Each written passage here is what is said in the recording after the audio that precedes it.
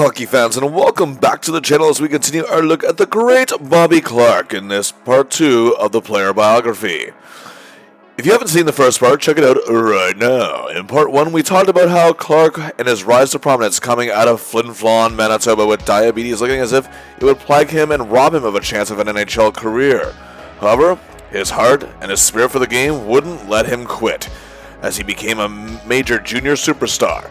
His coach had so much faith in him, he went to great lengths to get Bobby to the Mayo Clinic in Minnesota to get assurance that his medical issues would not hinder him. Doctors assured him he could play just as long as he looked after his health. Despite some reluctance, the Flyers took him in the second round, thanks in large part to scout Jerry Melnick. Clarke arrived in Philly and became a folk hero with his hard work ethic and gritty nature, and his fearlessness was definitely admired. However, he was a part of a team that didn't really have a clear-cut direction. Bobby had a really good rookie year, but the team still needed work, and it was clear that they needed to build around him. As for Clarke himself, his confidence grew in the second season, and now new GM Keith Allen was running the team the way it needed to go. But despite a playoff appearance and an excellent sophomore campaign, the team was still building. Bobby's aggression and no-holds-barred attitude was also growing. And for his third season, they hired the right man to help him channel that properly. That was new head coach Freddie the Fog Shero. And Clarke had an incredible season, however, but the team missed the playoffs. But his perseverance and heart were rewarded in kind, as he was the recipient of the 1972 Bill Masterton Trophy. But in September of 1972, 8 games would change his trajectory for the better. As a matter of fact, it would change the game. Clarke represented Team Canada in the infamous 1972 Summit Series against the Slovenia national team. His slash on Russian superstar Valery Kharlamov stirred up much controversy, but overall Clarke was one of the big reasons Canada ended up winning this series. And as the 1972-73 season commenced, he truly molded his identity as one of the best players in the NHL. He showed the world what a unique playmaker he really is, always able to be where he was supposed to, and knew where the play was going. An expert passer, a great setup man, he was named team captain in midseason and could score pretty. Hell, he can even score ugly goals if need be. The team was being built around him at last, and it's why he led the Flyers to their first winning record ever and their first playoff series win ever. He also became the first Flyer to reach 100 points in a season with 104, and the first player on any of the 10 expansion teams that had joined the league since 1967 to accomplish that feat. And he was also rewarded in kind with the Hart Trophy as league MVP, as well as the Pearson Trophy for the NHLPA's choice for MVP, and a second-team All-Star and second in league scoring. So here we go. We are ready for the 1973-74 season to commence. Some media pundits have labeled the Flyers as the nastiest bunch of bullies in the league. If they only knew. Indeed, the Broad Street Bullies were about to run roughshod on the competition, with Bobby Clarke leading the way. GM Keith Allen surrounded him with the right guys, as in his MVP season he was helped out tremendously by Cowboy Bill Flett, as well as rookie Bill Barber, now entering his second season. Also, they had a tremendous scoring talent in Rick McLeish. Also, wingers Ross Lonsbury, gritty Gary Dornhofer, and speedy vet Simon Nule. They added undrafted hard-working grinder Oris Kindrachuk to join the likes of another pair of hard workers, Terry Crisp and Bill Clement, and also to top it off, Bob Kelly still lent some veteran substance. And men with hands of stone, like Dave the Hammer Schultz and the towering Don Selesky. On defense, there was also a lot they needed to build on, but they ended up doing so. You had the nasty Ed Van Imp, who also provides veteran leadership on the core, the highly talented Barry Ashby, the man known as the Moose, Andre Dupont, who brings more toughness to the ice, Tom Bladden, who can anchor a rush and quarterback a power play, and the brothers Watson, Jimmy, and Joe. But what about the goaltending situation? Doug Favell had played very excellently in the past, but Freddie Shero and GM Keith Allen felt that he's not really the future of this team, so they made a deal back in the spring with the Toronto Maple Leafs. They sent their first-round pick to the Leafs and future considerations for a second-round pick, and the rights to their former goalie, who they sent to the Leafs, Bernie Perron. Perron had spent the prior year in the rival WHA, but was unhappy there despite being a second-team All-Star, and he was going to report to Philadelphia. So, of course, as part of those future considerations, the Flyers parted with Favell. Clarke got a lot of pressure on him following the season where he was indeed MVP, as he enters his 5th. But Shero sent a message, and that is simply something along the lines of, crush him. Clarke started off the season right with an assist in a 2-0 shutout win over Toronto. He assisted on goals to McLeish and Barber in another shutout win against the Leafs, winning 6-0. He got an assist each in back-to-back wins over the Dead Thing Red Wings and the Sad Seals, and Flyers started 4-0-0. But then the Flyers would lose 3 straight, where Bobby would actually go pointless. And in the third of those losses, 3 tripping penalties against defending Cup champion Montreal in an effort to slow them down, and it didn't work. But the Flyers are right back on track as Clarke had a huge night against the Penguins. Another 6-0 win, 2 goals on Apple, 3 points. Named the game's first star. He finished October with 2 goals, 6 assists for 8 points in 9 games. It was a very impressive +5. He went pointless in 3 games starting in late October and the first 2 games in November, but was still playing pretty well for the most part. On November 4th, 1973, the Flyers were hosting the Penguins, led by Syllabs Jr. and Jean Pronovo. The Pens were dominated by the Flyers in their previous meeting. In the first period, with 5:41 to play, Flett goes to Bobby, who sets up Billy Barber. It's 1-0 Flyers after 1. While killing a penalty in the second period, Van Impe clears the puck out. Barber comes in on goal with Clarke. Bob finds the right spot. Barber sets him up beautifully for the goal. 2-0 Flyers. By the third period, they lead 6-0 with 1:11 to play. Here we go. Billy F. to Billy B. to Bobby C. Wow, a huge 7-0 win. Bobby is named the first star of the game with his 2 goals and an assist for 3 points. The Flyers are starting to, well, shall we say, assert some dominance. They're looking sharp at all ends and positions. On a road trip against the lowly Red Wings, he set up Bill Barber to open the scoring in the third period in a 4-1 win.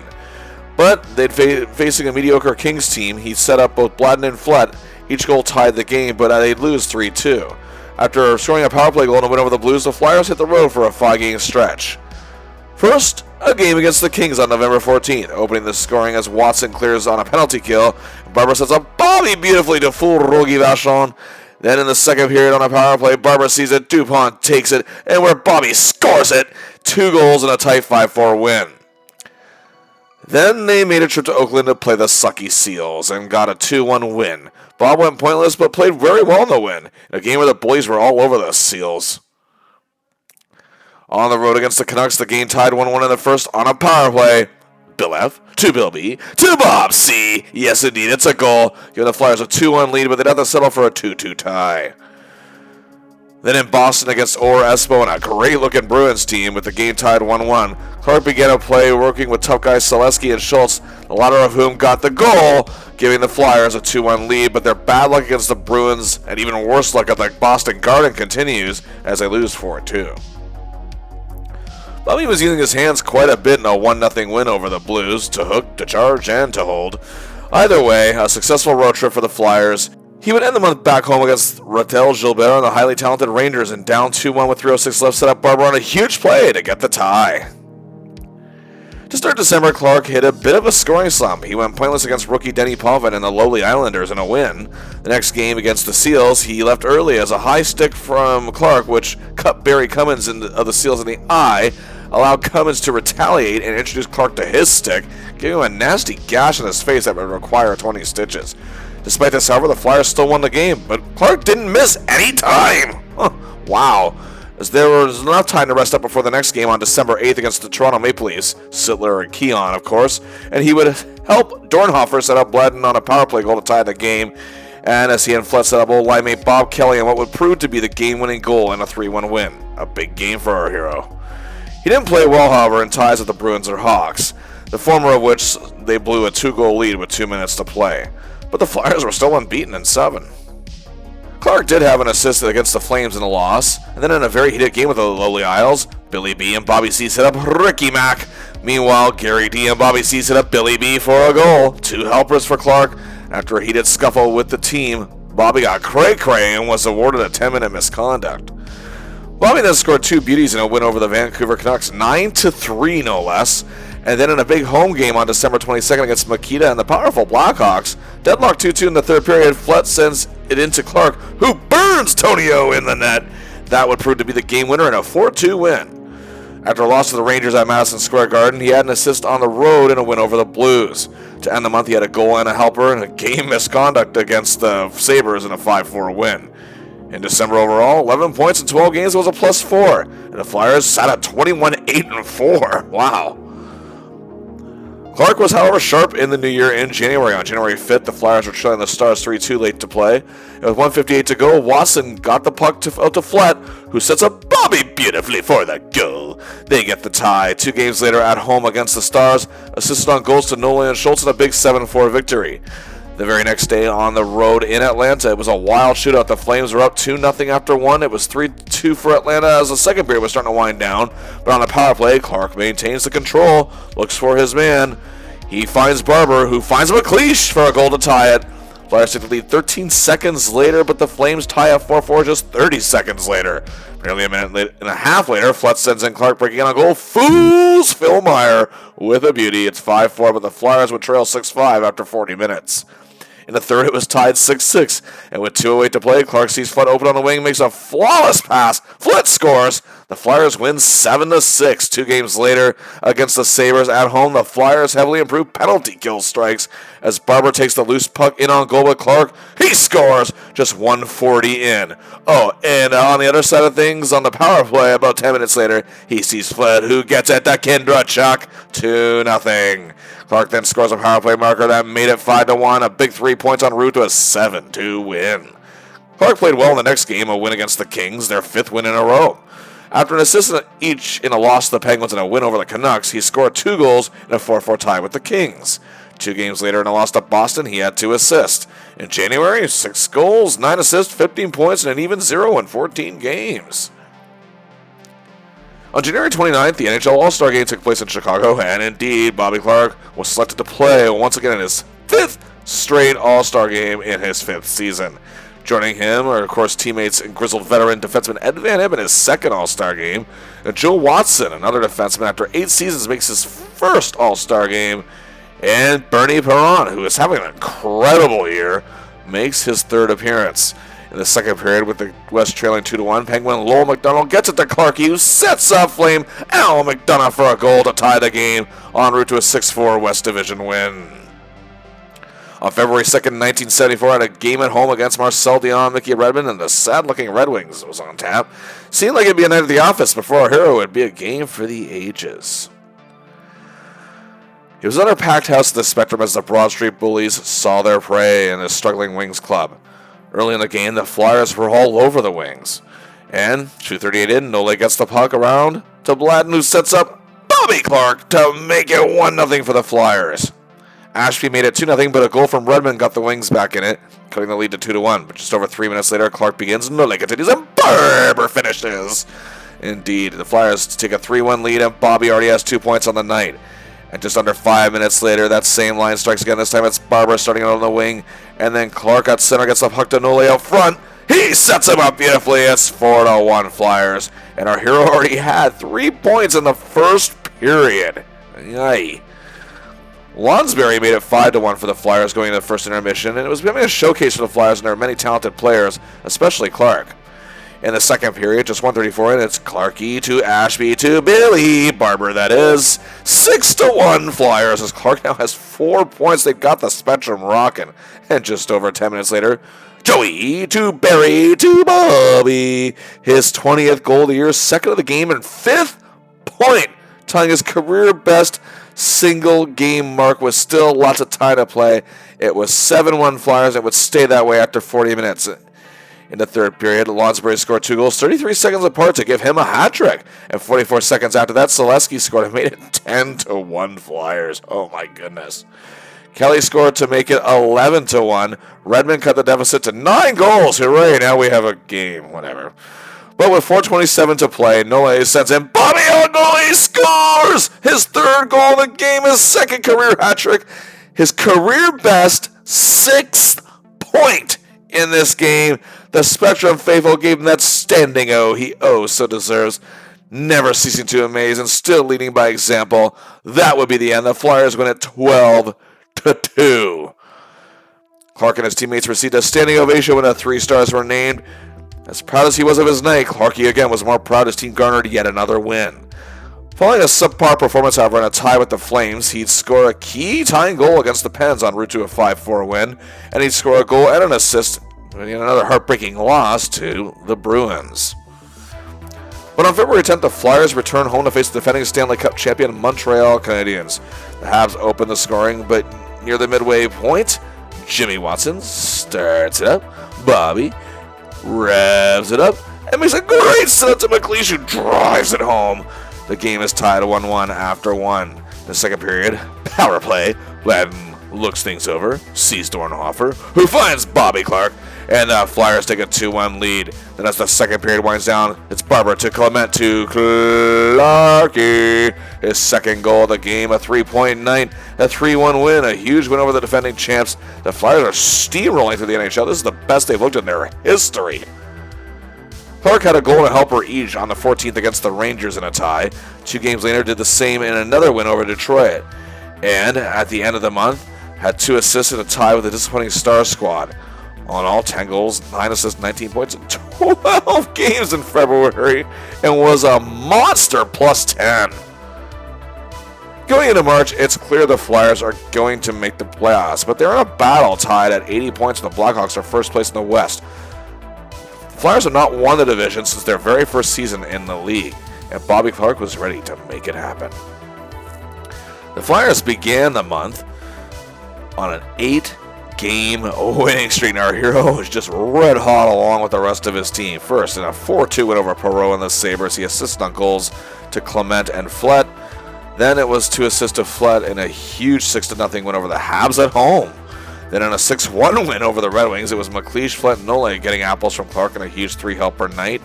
Then on the road against the resurgent Leafs team with 49 seconds to play, Clarke set up Lonsbury's game winner in a 2-1 win. Then it was a goal and a win over Buffalo on the road, which gave the Flyers their first ever 40-win season. He went pointless in a 2-1 win over the Isles, but was still a +1 and played very well. Then on March 14th, a monster night against the Blues. 124 in, he beautifully sets up Flett in for a goal. Then 3:25 later on a power play, he controls the extra man advantage. Getting to an open McLeish, who gives it to Bladden, who slaps it home. 2-0 Flyers, and leading 3-1 in the second. Clarke rushes in all alone, scores a gorgeous goal on route. We get 4-1 en route to a 4-2 win and a 3-point night. The Flyers get their 8th straight win, 4-2 over the Stars. Clarke gets an assist. In total in this hot streak, 2 goals, 11 assists, 13 points, 8 games, and an incredible +8.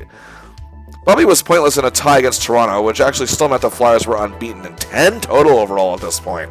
They extended to 11 against the Canucks in a win. The streak, however, came to an end in a loss to Chicago, but they won at home. Okay, it's a home-and-home series, it is, with the Blues. But Bobby was pointless in 5 games. On March 28th, the Flyers headed into Atlanta to face the Flames. The Flyers were killing a penalty, and yes, Barber, yes, Ashby, and yes, Bobby in on goal. Danny Bouchard can't do anything about it. Bobby scores. 1-0 Flyers. In the third period, however, the Flames led 2-1. But on a power play, Bladden is anchoring it from the blue line. Barber takes it, and Bobby is positioning in for the goal. His second of the game, 2-2 tie, but the Flames retake the lead just 17 seconds later. And then while killing another penalty 9 minutes into the third, Clarke takes the loose puck, goes it on Bouchard and scores! A team record 2 shorthanded goals in 1 game. Clarke was proving his savvy on both sides of the special teams this year, as the Flyers had the 3rd best power play, only behind the Rangers and Bruins, and the best penalty kill, highly improved from the prior season. He really could do it all. And with all the penalties the Bullies take, they definitely need a good penalty kill. But also career hat-trick number 3, a second this year. Clarke is named first star and what ended a 3-3 tie. With a goal and a huge win at home over the dominant Blues, the Flyers officially clinched the division title, breaking Chicago's streak of 3 straight West titles and 4 overall straight division titles, dating back to the 1969-70 season when they were still in the East. He capped off the season scoring his 35th goal of the year against the Stars in a 6-3 win, got an assist in a 4-0 win over the Islanders. He missed the next game, an upset loss to the Penguins, but returned with a vengeance for the final game of the year, assisting on not 1, not 2, but 3 of Bill Barber's hat-trick goals in a win over the Stars. Clarke led the Flyers to a history-making season. 50 wins, 16 losses, 12 ties, 112 points. By far their best season ever. Their first division title since their first season, and the first of those 10 expansion clubs since 1967 to have a 100-point season. Truly remarkable. So indeed, this time it's a whole new story, as now it's playoff time. And awaiting our hero and his Bullies is an upstart team that nobody expected to be a postseason club. The second year Atlanta Flames, and they've grown pretty fast, much more than their counterparts, the New York Islanders. They finished with a record of 30, 34, and 14 for 74 points. Not bad for a second-year club. And they got a nice playoff spot out of it.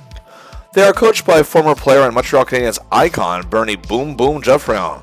They had a brilliant hockey mind and Cliff Fletcher as general manager who did his best to put this team together to build a foundation on for years down the road. But the crazy thing is, the Flames have been actually very competitive against the Flyers this year, and the teams are 2-2-2 against each other in the season series. So Bobby and company will have to be on their toes as they face this club of character players. First up is rookie Tom Lasiak.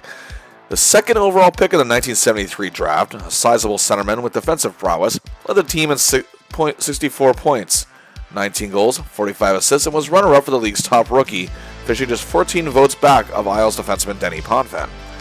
This was the man the Flames were hoping to build their future around. They also had AHL veteran Bob Leiter, who had a few stints in Boston but found a full-time home at last in Atlanta, and was their leading scorer in their inaugural season and had another solid year with 26 goals, 26 assists for 52 points, and had 10 power play goals, and was their best player on the extra man unit. Also, you had the Flames' first round draft pick from 1972, Jacques Richard, who became an efficient goal scorer leading the team with 27 goals, but could also work hard along the boards. Also on this Flames forward core was another 20-goal scorer, Larry Romanchich, former Penguin star Al McDonough, and team captain Keith McCreary, towering Kurt Bennett, hard-working Ray Comeau, John Stewart, tough man Brian Hextall Jr. The Flames, however, had a lot of strength on defense, including Hamilton, Ontario native Pat Quinn. A towering 6'3", he knew how to hit you and hurt you badly. He could get downright nasty. He could play the game of the Broad Street Bullies. He also had solid offensive numbers, however, with 5 goals, 27 assists for 32 points, and his plus 16 was best in the team. He also led his club with 94 penalty minutes. And joining him was Randy Manery, who had an excellent season. Also, they had an AHL All-Star veteran in Noel Price, prospect Jean Lemieux, Arnie Brown, who was a fan favorite with the Rangers for many years, and rookie Bob Murray. Their biggest assets, however, were in net. Bernie Boom Boom Geoffrion decided to go with Phil Meyer for Game 1, despite the fact that Dan Bouchard had the better year overall. However, some rumors suggest Bouchard might have been battling injuries at the time. Meyer had an 11-16-6 record, a so-so 3.33 goals against average, no shutouts, and a decent 889 save percentage. The Flyers aren't taking the Flames lightly, but they are more than ready. Game 1, the Flyers faithful at the Spectrum is ready to rock. Our hero is called for interference late in the first period, and while killing the penalty, Dornhofer opens the scoring with a shorthanded marker with 4 seconds to play in the period. In the second period on the power play, Clarke scopes it out. McLeish sees who's there. He finds Bladden, who shoots and scores. The Flyers lead 2-0 after 2 periods. The Flyers go on to win 4-1 on the strength of Kinderchuk's 2 goals and Perron's goaltending, and a great game for Clarke as well. Game 2, the Spectrum is even louder. It's a rough and rowdy game. Clarke plays well in the face-off circle, but it's McLeish's night with a hat-trick and an assist for 4 points, and the Flyers dominate 5-1 and take a 2-0 series lead. Game 3, we shift to the Omni in Atlanta with a stellar crowd of 15,000 on hand for the first playoff game in Flames history, and this game is nasty. A combined 154 penalty minutes. The Flyers lead 1-0 early on a power play. Tommy to Billy B to Bobby Clarke. He scores his first goal of the playoffs. It's 2-0 after 1. In the second period, the Flames seem to have enough of the Flyers, and a brawl erupted between the two teams that included Clarke getting into a Kurt Bennett. And Clarke went at it with the Saskatchewan big man without fear and held his own. The Flyers went on to win 4-1 and are on the verge of a sweep. Game 4 still in the South. The Flames are done fooling around. They came to play on this night. They led 3-0 by late in the second period. Again, Clarke needs to step it up and lead his team through this, and that's just what he does. 29 seconds later, after the Flames took a 3-goal lead, he sets up defenseman Andre Dupont for a goal. The Flyers trail 3-1 after 2. A Dornhofer power play goal got the Flyers to within 1, and just over 5 minutes later, because another power play chance, Barber, check, Clarke, check, Bladden, check, made. The game is tied. No team can get the go-ahead marker. We're off to OT, and just 5:40 in. Clarke wins a key draw, gets to Flett, puts that to Clarke, who fools the Flames defense and gets it to Schultz, who scores! The Flyers get the sweep, and for the second straight year headed to the semifinals. Huge game for our hero, coming up in the clutch, 3 assists, that beautiful setup for the OT winner. Clarke played well in the series, a goal, 4 assists for 5 points in 4 games, despite being a -1, was still showing a lot of aggression, pushing around his opposition, not letting anyone stand in his way, and saved his best performance for the clinching game when they needed him the most. Oh boy, this will be something. Standing in front of the Flyers now, the New York Rangers, one of the NHL's best team of the decade of the 1970s, and they made it to the Stanley Cup Finals in 1972 and are looking to get the big one at last. And they hadn't won a Stanley Cup since 1940. The man who built the Rangers back to contendership was the coach general manager, the brilliant Emile the Cat Francis. The Rangers finished 40, 24, and 14 for 94 points and dethroned the defending champion Habs in 6 games in the quarterfinals. The Flyers have had a lot of problems with the Rangers in the past, but lost a season series with a record of 1-2-2. Not only that, no expansion team has beaten an original 6 team in the playoffs. This may be tougher than the Flyers might have thought. And the Rangers are indeed a stacked bunch and are led by one of their most iconic players, most gentlemanly players in the game, Jean Rattel. He had some difficulties this year with injuries, but still finished with 67 points in 68 games in his 7th straight season with 25 goals or more. A skilled, stylish playmaker at age 33 still had a lot to offer. Joining him was Pete Stemkowski. He was a reliable 20-goal scorer, more known for his being an aggressive grinder, but had a great year, 25 goals, 45 assists for 70 points, and is a tremendous playoff performer on the club. Has his name on the Stanley Cup as a member of the 67 Leafs. He brings depth. Another iconic Ranger along with Rattel was the great Rod Gilbert, a speedy winger who can dazzle but also play a very disciplined game. His 36 goals led the Rangers, and he added 41 assists for 77 points, leading all forwards on the team. His 16 power play goals were second best in the league, and also had 8 game winners, and still key in many big situations. Vic Hadfield was still a huge part of this team and had 27 goals, while Steve Vickers did very well with 34. Walt Tkachuk had 63 points. Tough Ted Irvine had a big year with 26 goals, while Bobby Rousseau brings a ton of Stanley Cup experience, playing in 6 finals with 4 rings to show for it. With the Habs back in the 60s is where he won. Bruce McGregor and Bill Fairbairn still lent a big hand. And of course, leading the defense, the great Brad Clarke, an expert stick handler who excelled in the era where the offensive defenseman was beginning to shine. So much so, he actually led his team in scoring. 25 goals, 57 assists for 82 points, which actually tied him for 9th, scoring in the entire NHL. However, he could get to you aggressively, a hard checker who wasn't afraid to battle opposing players in fisticuffs and was someone that could handle these Broad Street Bullies. He was the first runner-up to the Norris Trophy as the league's top defenseman and was the first team All-Star for a 3rd time and got some votes for the Hart Trophy. Joining him was a reliable core of Rod Sealing, Gilles Marot, Ron Harris, Dale Rolfe, and Jim Nielsen. And backstopping them in goal, the man the Rangers fans affectionately called Eddie, the great Eddie Giacomin. A tremendous record of 30, 15, and 10, and had the 4th most wins in the league with a 3.07 goals against average, which was decent and the 10th best, a good .890 save percentage, and 4 shutouts, which was tied for 4th best in the league. Backing him up, a very talented goaltender in his own right, Gilles Villemure. This is a hard series to call on paper for many experts, but either way, here we go. Game 1, we are at the Spectrum, and it is very much, well, Clarke is very much good at frustrating Jean Rattel from getting anything going, and Gary Dornhofer and Rick McLeish put on a show. The Flyers take it 4-0. Game 2, Philly fans are even more rabid in this nasty affair that saw 66 combined penalty minutes. On the power play, Bladden steers the boat, Lonsberry takes the wheel, and Clarke docks it home. 1-0 Flyers. It was Ross Lonsberry's show on this night, as well as more great goaltending from Perrant. The Flyers win 5-2, take a 2-0 series lead. Game 3, we shift to the Big Apple, and the game is every bit as hostile as the last. And it looks great early on, nearly 7 minutes in. It's Bobby to Ricky. It's a goal on a power play. 1-0 Flyers. Nearly 5.5 minutes later, it's Clarke to the Moose, who launches it in on net. 2-0 Flyers. The Rangers cut the deficit to a goal. It's 2-1 Flyers after 1. In the second period, the Flyers took a 3-1 lead, but the Rangers tied it 3-3 by the end of the second.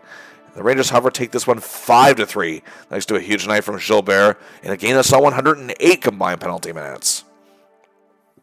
Game 4, the Flyers are trying to take control of the series, and it looks good early on. The Flyers lead 1-0, but it's tied 1-1 after 2, and would stay that way after 3 periods. We are off to OT, and just 4:20 in, Rod Gilbert ties the series with the game winner.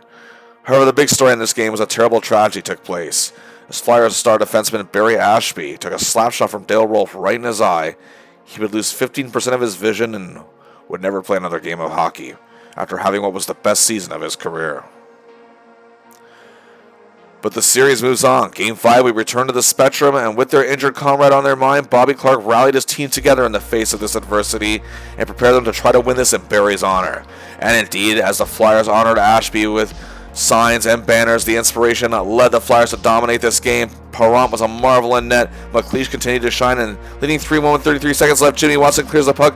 Bobby Clarke finds McLeish, who finds the empty net to secure the 4-1 win. The Flyers are just one win away from making the Stanley Cup final. Game 6, however, at Madison Square Garden, it does not go well. Bobby plays a very lackluster game, and the Rangers find a way to solve Perron. The Flyers lose 4-1, and a frustrated Clarke drops gloves with Pete Stemkowski with 39 seconds to play. So, here we go. Game 7, back at the Spectrum. Philly's dream season could become a nightmare in just one fell swoop. This is where Clarke, again, needs to truly lead. Both teams, including our hero, come out flying. But goaltenders Perron and Jacquemin are making huge saves, and the Spectrum is silenced nearly 14 minutes in as the Rangers strike first. But less than a minute later on the power play, Barber leads the way, and now Bobby Clarke has it and sets up McLeish perfectly. The game is tied 1-1, would stay that way after one period. Clarke is doing a great job, however, containing the hotel, and goals by Kinderchuk and Dornhofer make it 3-1 after 2 periods. The Flyers just need to control the next 20 minutes. The Rangers cut the deficit to a goal in the third, but Dornhofer restores the 2-goal lead. 12 seconds later, however, with 5:26 to play, Stemkowski once again silences the Spectrum. It's cut to a goal at 5-4. Perron is standing on his head. The Flyers defense is doing all they can as our hero. But we know, oh boy, 1 minute to play. The Rangers are pressing. Perron can't be beat. 30 seconds. The Flyers are doing their best to keep the puck out. 10 seconds. The Spectrum is shaking. 5, 4, 3, 2, 1, 0. The Philadelphia Flyers are going to the Stanley Cup and become the first expansion team in NHL history to eliminate an original 6 team from the playoffs. They also become just the second expansion team in this era to make the Stanley Cup Finals, as when the divisional alignments were different and the West was all expansion teams, the Blues made the Cup 3 years in a row. Clarke has been helping the Flyers make history of many firsts, and he did it yet again. Oddly enough, his statistics were the exact same as the opening round. 1 goal, 4 assists, 5 points to -1, however, this time in 7 games. However, he was constantly in the faces of star centers such as Rattel and Stemkowski. Rattel was held to just 2 assists and a terrible -6 in this series, while Stemkowski just had 3 points and was a -3. Clarke was a big reason for that. Now our hero has a chance to help the Flyers make even more history. Like many kids who came out of hockey towns, like Flin Flon, Manitoba, no doubt that a young Robert Clarke dreamed one day of hoisting the Stanley Cup. When he was growing up, he heard all about the great Rocket Richard and Jean Beliveau, the Habs dynasties, the Leaf teams of the 1960s with the likes of Johnny Bower, George Armstrong, and Frank Mahovlich. The glory that was Gordie Howe and Stan Mikita, as well as the dream of the kid from Flin Flon, could very much be a reality, as Clarke wanted that Stanley Cup more than anyone else. Some experts felt that an expansion team wouldn't even win a cup until at least the 1980s.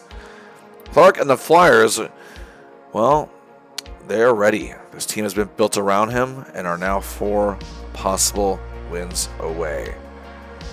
They face a tough task with the Rangers, but to do it, they face an even tougher task.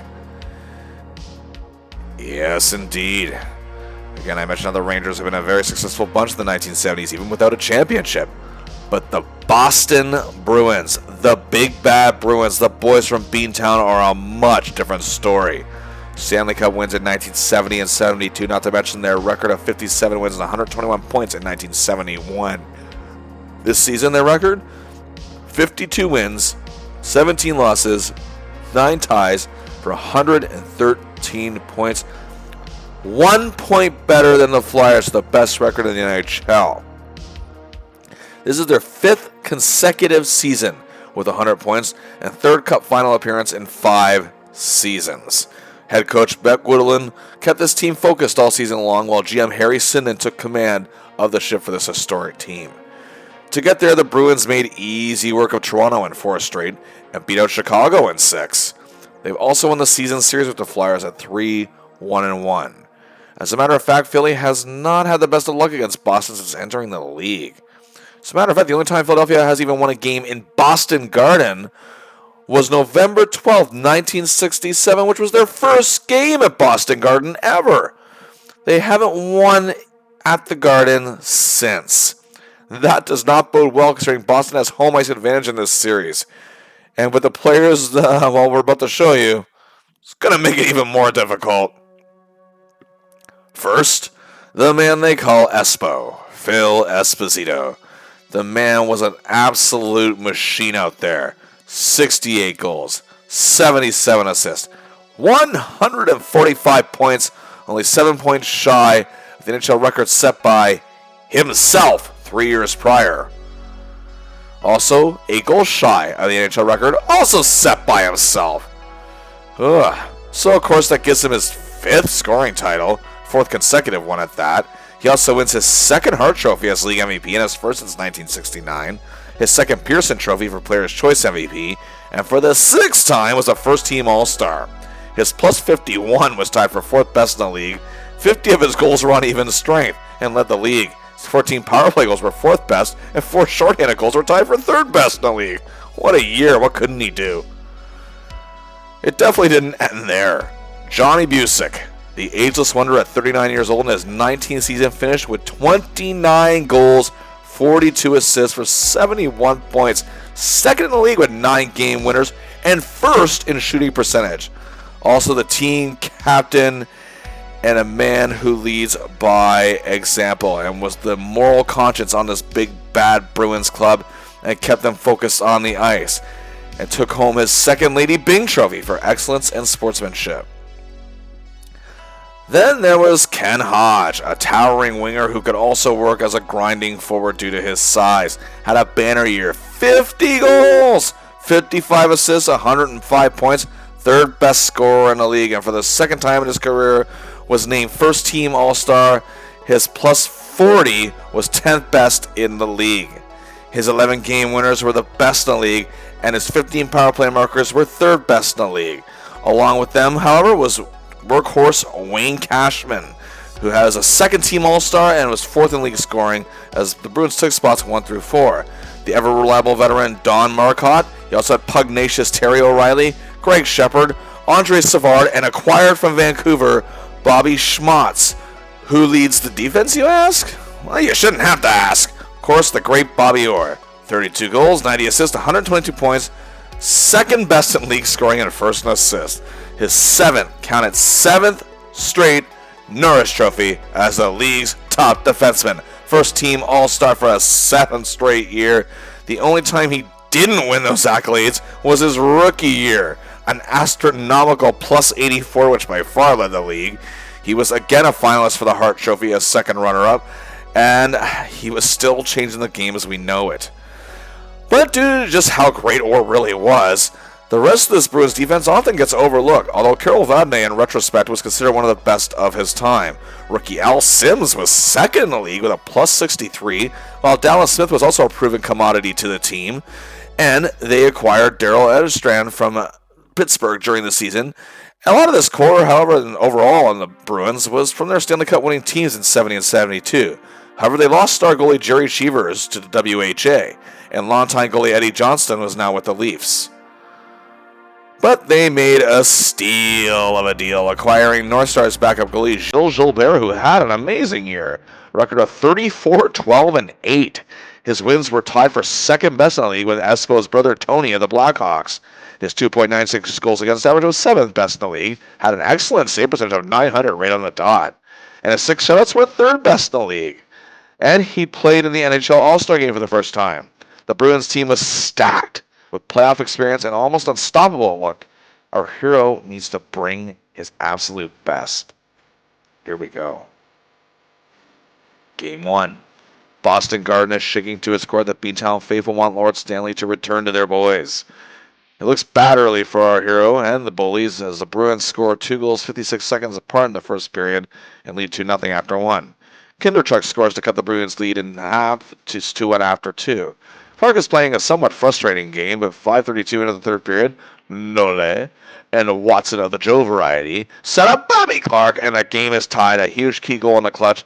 Time is winding down. Both goalies are playing excellent hockey. It looks like we're headed to overtime, but with 22 seconds to play, Bobby strikes, and the Flyers drop the first game. The Flyers losing streak at the Garden continues. And the story going into Game 2 is indeed that. The hockey media believes the Flyers' bad luck in that arena may ultimately cost them the cup. And again, it looked bad really early. The Bruins once again led 2-1 after 1. But our hero was sick and tired of losing this arena, and he knew he had to take it upon himself to do something about it. 1:08 into the second period, Schultz got it to Flett, who set up Bobby Clarke, his second goal already of these finals, and the lead is cut to 2-1. But the Bruins defense is playing excellently. Gilbert is making big stops when he has to. The second period ends again, 2-1 Bruins. The third period is much of the same, but time is winding down. 1 minute to play. This is not good. But Clarke fights for the puck, gets it. McLeish takes it, and Andre Dupont smacks it home with 52 seconds left in regulation. Tie game. We're off to OT, and 12 minutes in, you know what? I'll let the great Gene Hart take it from here. Back to Van Imp, up and over the near red line. Dumps it in, but can't as Marcotte blocks it. Goes to Clarke, back to Marcotte, all of this in center ice. Finally, Van Imp does get it in. Flips it to Gilbert. Knocked down in front by Vadnais. Wound around to O'Reilly. Port check by Clarke. Schultz breaks it up. Schultz behind the net. Centers. Flat. Tries to Clarke. Shot! Oh! Rebound! Score! Bobby Clarke scores! Scores the game winner at 12 minutes and 1 second of sudden death overtime. He was blocked on the first shot. He made the second one, and the Flyers have picked up their win in Boston. The first win on this ice since November 12th, 1967. Yes, the Flyers win it in OT, ending their long Boston Road losing streak at last. His infamous goal and jump for joy shaking a weight off his shoulders, as well for the entire team, has remained a moment forever etched in the history of the Flyers in the city of Philadelphia. 3-point night. It was his game to step up in, and he did just that. And above all, most importantly, the series is tied 1-1 as they're gonna head home.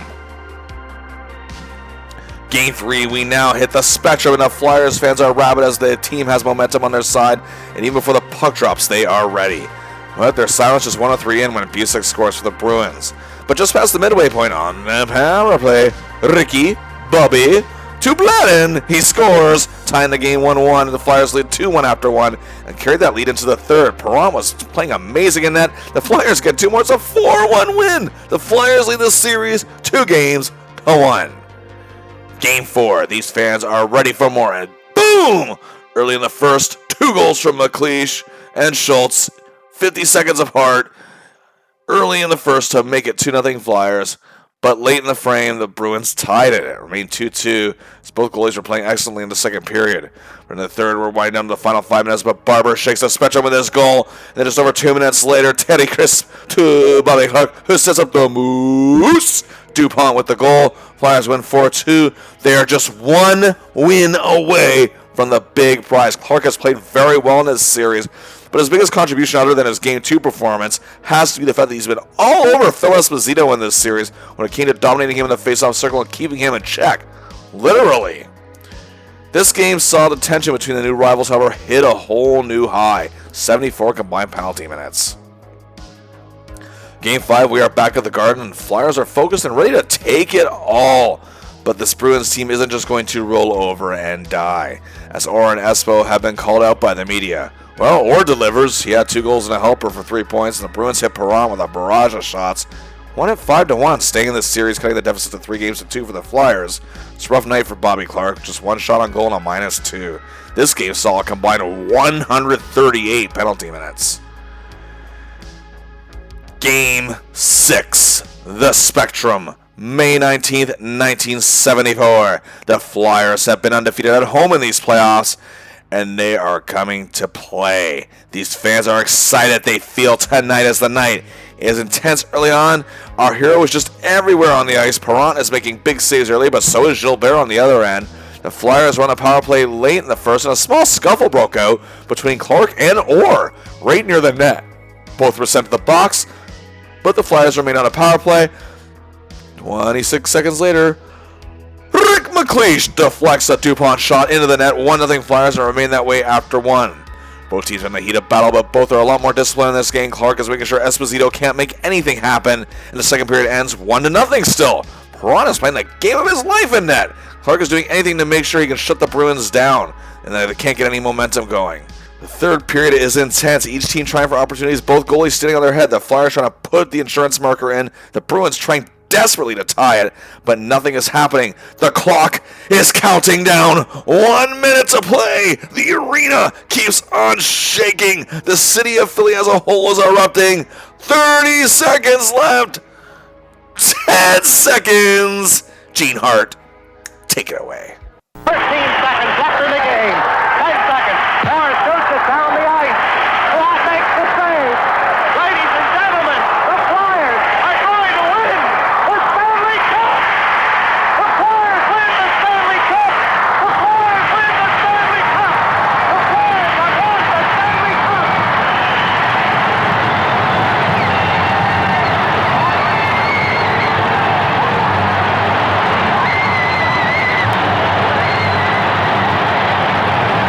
Yes, indeed. The Flyers are Stanley Cup champions. Bobby Clarke has once again delivered, again leading the team to a historical first. The first expansion era team to win the Stanley Cup. The first non-original six team since the now defunct 1935 Montreal Maroons, nearly 40 years prior, to win it. Clarke's unforgettable performance in overtime of Game 2, as well as that whole game as a whole, was a turning point of the series. And he indeed did his best for the finals. 3 goals, 3 assists, 6 points, a +3, but again, only tells part of the story. Like he did the Rattel against the Rangers, he was a thorn in the side of the NHL's most proficient and dominant scorer, Phil Esposito, holding him to just 3 points and a -3, and again, dominating him on faceoffs. And Clarke was also great at chasing down Bobby Orr most games. But above all else, it was his tried and true leadership, the trust he had in his teammates and vice versa, that helped them win. He achieved his dream and continued to make NHL history for his team. And now the name Bobby Clarke will grace the most beautiful trophy in the world, with a nice piece of jewelry on his finger to go with it. Bobby was tied for 5th in playoff scoring with 5 goals, 11 assists for 16 points. He was actually tied with Boston's Ken Hodge. He was second on the team in scoring, as Rick McLeish had an incredible postseason. But also, must say again, key games is where Clarke really came up in the clutch. Again, nobody will forget his performance in Game 2 of the finals, and the way he played in the clinching game against the Flames, as well as his heart and soul in the clinching game against the Rangers. This man truly earned his championship. And now we go back to the regular season for a bit. Bobby Clarke had 35 goals, 52 assists, and 87 points. Another excellent season on the score sheet. But once again, it was the Bills he clicked with the most. He received assists from 19 different players, almost pretty much every full-time skater on the Flyers. But the most came from Bill Barber, who set up Clarke 13 times, more than a third of his goals. Clarke then set up Barber 20 times, all but 14 of Billy Barber's 34 goals came from Bobby Clarke. Together they would collaborate one way or another for 39 as a whole. Bill Flett, who was a man who really helped Bobby in his MVP season last year, did miss some games due to injuries and also had some hot and cold periods throughout the season. But be that as it may, the two collaborated for 9 assists and overall teamed up for 26 goals. Clarke also showed great chemistry with McLeish and Dornhofer in certain special situations, and again his work with his defensemen, especially Bladden and the Watson brothers, were amazing. Clarke's 87 points may have been down from the prior season, but it was still good enough for 5th best in the league. And this is his 3rd straight season making the top 10 in league scoring, as he was only behind the Boston Core of that year, which led the league, which I mentioned earlier. And he's the only Flyers player in the top 10. Bobby also led the entire league in shorthanded goals with 5, tied with Ralph Stewart of the New York Islanders. Also, teammate Rick McLeish had 4, tied for third, as Andy were both huge part of the Flyers' again massively amazing penalty kill. And once again, for the second straight year, Clarke was named a second-team All-Star, but there was no doubt Espo deserved the first-team spot this year. Also joining Clarke on this All-Star team is Barry Ashby, doing his final season with an All-Star for the first time. He came in 4th for Hart Trophy voting this year, a year removed from winning it, just short of being a finalist, garnering 54 votes. Teammate Bernie Perrant was actually the first runner-up for the award. But of course, the big story is Bobby Clarke is a Stanley Cup champion, and his journey there has been just truly something to behold. A player the team barely wanted has become their soldier in command. Clarke has been all about historic firsts for this team and helped his fellow Bullies become the first expansion team to win the Stanley Cup, not to mention being the first expansion team to eliminate an original 6 team from the playoffs. Again, a second-team All-Star, an All-Star game participant once again. A career-high plus 35, and leading the league in shorthanded goals, of course, improving the Flyers' penalty kill from average to the league best. He was still also present on their third-ranked power play, but more importantly than the 16 points in 17 playoff games he had, it was his containment of superstars Rattel and Esposito that made all the difference. Again, who can forget that overtime goal in Game 2 of the Finals? Clarke was already a very good defensive player, however, before this year, but he really grew more in that aspect this season, especially in the playoffs. He's still at the top of his game. There's plenty more where that came from. As Bobby Clarke approached his 6th season, the league was changing, as new franchises arrived in the form of the Washington Capitals and the Kansas City Scouts. It gave the NHL 18 teams. Also, the league was now divided into 2 conferences. The Prince of Wales Conference, which featured the Adams and Norris Division, and the Clarence Campbell Conference, which featured the Smythe, and the Patrick Division, the latter of which would feature the Flyers, along with the Flames, Islanders, and Rangers. Also, the playoff format would feature a 1-12 seeding, with the 4 division champions all getting a bye to the quarterfinals, while the 8 remaining teams would play in the best-of-3 series in a preliminary round. The Flyers themselves weren't ready to go complacent, and Keith Allen made some big changes in the offseason. He wanted to keep his team a champion. They acquired sniper Reggie the Rifle Leach from the Seals, who's an excellent player but drowning with the fledgling franchise. And as a matter of fact, Leach was a former teammate of Clarke's on the Flin Flon Bombers back in their junior days, reunites the 2 Manitoba natives. They also parted ways with Bill Flett to Toronto. They also acquired a reliable backup goaltender in Wayne Stephenson, and they sent cash to the St. Louis Blues to add more depth to their blue line, acquiring seasoned veteran defenseman, 4-time Stanley Cup champion Ted Harris, who at 38 is still very productive. They'd also lose Simon Nole to the expansion Scouts, as he'd become their captain. Clarke, however, was ready to roll with these changes. Despite losing 2 men in Nole and Flood who were very instrumental in his career, he was determined to bring another championship to Philly and create a dynasty. Clarke started off the year perfectly, 2 goals, 9 assists for 11 points in the first 10 games of the season in October. Despite opening the season with a shocking loss at home to a highly improved Kings club, they then hosted a highly powerful Sabres club. Bobby had a goal and assist in a monster 6-1 win. He also got into a slashing contest with Rodney Robert.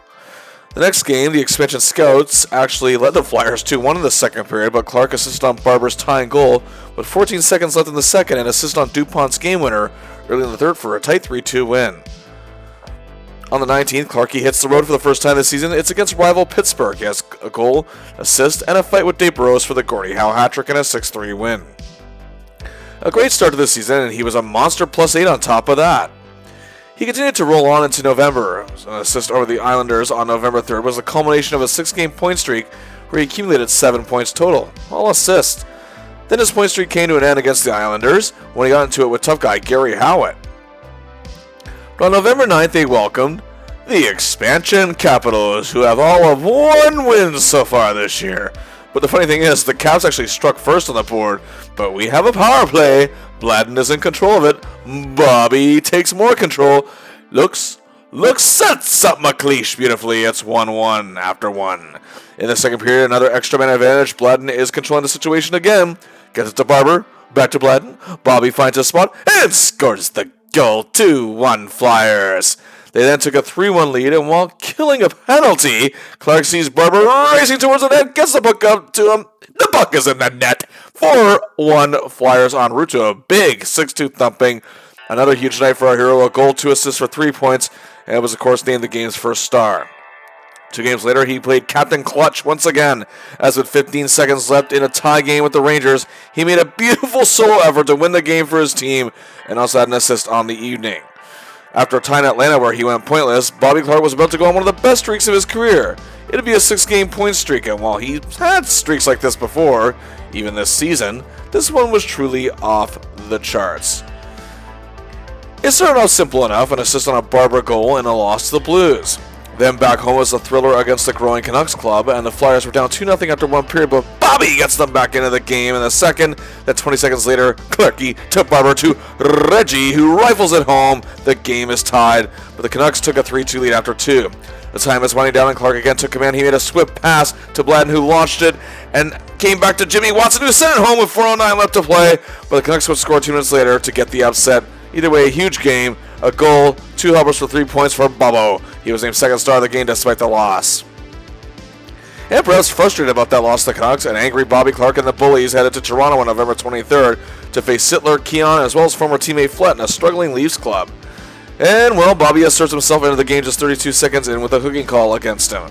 But in a twist of fate on a power play, he waits as Bladden has the puck, and he finds his way to the sweet spot and scores on former teammate Doug Favell to make it 1-0 Flyers. Nearly 1:40 later, he takes a loose puck, and he and Leach going off Favell. He sees Reggie at his shooting range, passes it to him. Bam! It's a goal. 2-0 hockey game, 4-0 after 1. Early in the second period, Bobby got a little stick happy and was assessed both a cross-checking and slashing penalty, which put the Leafs on a power play that allowed them to get back into the game. He would take another slashing penalty and later spear Rod Sealing of the Leafs, and Sealing wasn't having any of that, so a fight ensued. The Flyers did win the game 6-3, but angry Bobby had another Gordie Howe hat trick, but a career-high 18 penalty minutes in one game was something new. The Toronto media spewed a lot of hatred and venom towards Clarke's way after the game. Clarke opened the scoring with a power play goal as he and his new lineup Barber and Leach were killing it, but they lost the Atlanta Flames 4-3. But on November 27th, they were facing Marcel Dion and the Dead Thing Red Wings, who were without star forward Mickey Redmond. The Flyers are ready to show their dominance in spectacular fashion. Just 38 seconds in, Bobby begins a play that ends up on a stick of Jimmy Watson, who sets up Reggie for the goal, 1-0 Flyers.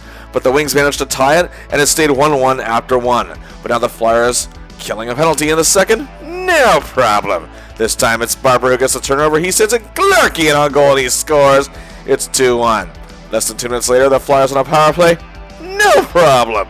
Joe Watson this time steers, and Bobby Gay takes the wheel and sets up Reggie for the perfect spot, and he scores. 3-1 Flyers, and Bobby has 3 points. Just over 5 minutes later, on even strength, no problem. Okay, I'll stop. Reggie to Bobby to Billy Barber. The Flyers lead 4-1, 4 points for our hero. But early in the third, the Wings cut the lead and have to 4-2. Sorry, one more. No problem. Just over 4 minutes later, Clarke has control of the puck. It gets to Dupont, who sets up Barber. 5-2 Flyers en route to a 6-2 win. 5 points for Bobby Clarke, 1 goal, 4 assists. He's making plays like a playmaker should. Named for star of the game, getting a monster ovation from the Spectrum faithful. He ended November. Clarke had 6 goals, 13 assists, 19 points in 13 games, and was a remarkable plus 11, but the streak itself wasn't quite over. On December 1st of 1974, the Flyers welcomed to the sad expansion Kansas City Scouts. It was about to be a rude welcome for longtime Flyer Simon Nole. And he's back at his old stomping ground, but it isn't going to be easy. The Flyers were leading 1-0, and on a power play, Clarke went on control and found Lonsberry for the goal, 2-0. Another Lonsberry goal made it 3-0, then 32 seconds later, Ricky Mack to Bobby C. and gets to the Moose, who strikes it home, 3-0. Then shorthanded 9 seconds into the period, Crisp grabs, steals the puck, Dupont says in to Bobby Clarke, who scores 5-0 Flyers after 1.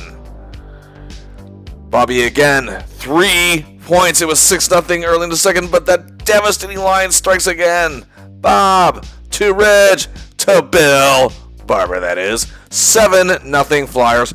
4 points. Later in the period, this time it's Clarke getting it to Eddie Van Imp, and Barber scores the goal. Another 5-point night for Bobby Clarke. 10 points in 2 games! Wow. Another huge ovation for Clarke. Of course, another first star selection. And on this 6-game streak, a grand total of 5 goals, 12 assists for 17 points. Nearly 3 points a game. And a plus 12. He was playing on a whole new level already. The streak came to an end in a win over the Blackhawks, but then he went on another 6-game point streak, where he was truly the Apple Man.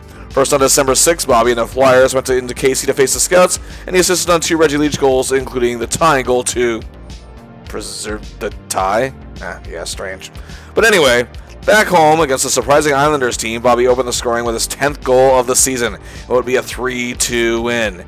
And then they hosted a lowly North Stars team, and then boom, Reggie 1, boom, Reggie 2, boom, Reggie 3. Clarke assist on all 3 Reggie Leach goals in a 6-0 win. Then it was an assist in another Reggie Leach goal in an Atlanta game, 3-2 win. Then back home on December 15th against the Blues, this time it was Bill Barber reaping all of the benefits of 2 assists, 7-2 win. Then it was 2 more assists at home and a 5-1 win over the Leafs to Barber again, as well as Lonsbury.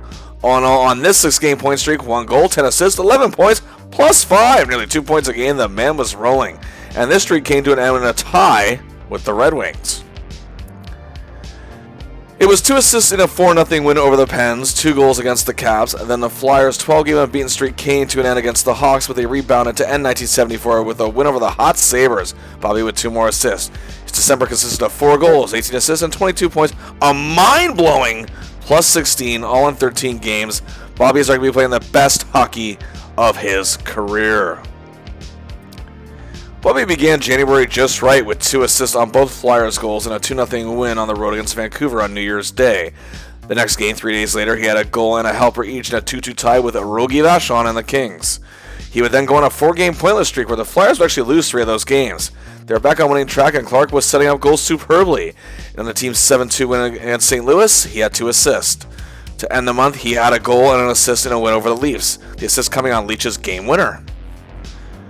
And also on January 21st at the Montreal Forum, you guessed it, Bobby played in his 6th straight NHL All-Star game. And he would represent one of 5 Flyers in this game. Ed Van Impe playing in his 3rd, while Jimmy Watson gets his turn this year like Brother Joe had last year. Bill Barber makes it for the first time, and goaltender Bernie Perron makes it for a 4th. However, they were representing the Campbell Conference, who got destroyed by the Whales 7-1. Clarke continued to play well in February, but the Flyers were struggling only somewhat. 2 assists in a game against the Sabres. 2 games later, assisted on McLeish's winning goal against the Rangers. He went on a mini 3-game drought, and the Flyers lost 3 straight in that stretch, however. He scored a goal as they beat Chicago. 2 games later, 2 assists in a win over the Bruins.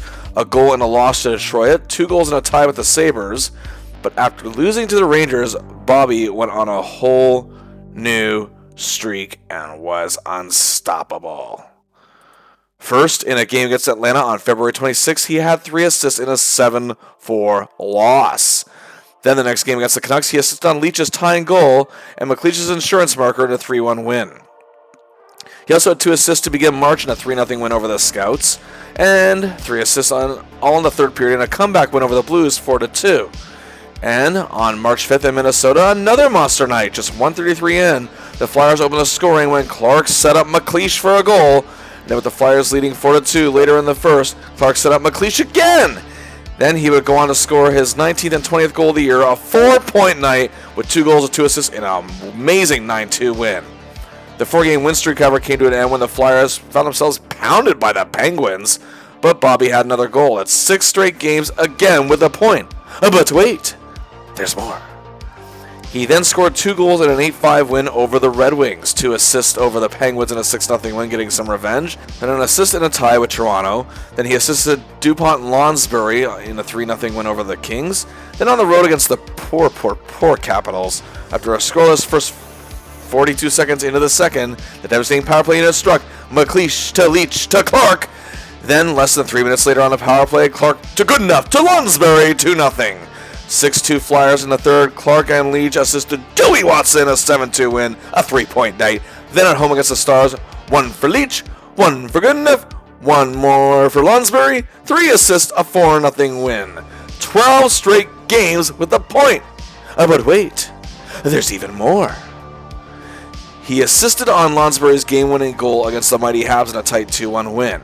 He had another assist in Vancouver, and then against the Seals, boom, 1 for Reg, boom, 2 for Reg, boom, 3 for Reg, give another for Lonsbury, 4 assists for Clarke on the road against Makita and the Hawks on March 29th, a gifted apple to the rifle, 1 for the Swan, another for the Hammer, and a shorthanded goal for a 4-point night in a 5-2 win.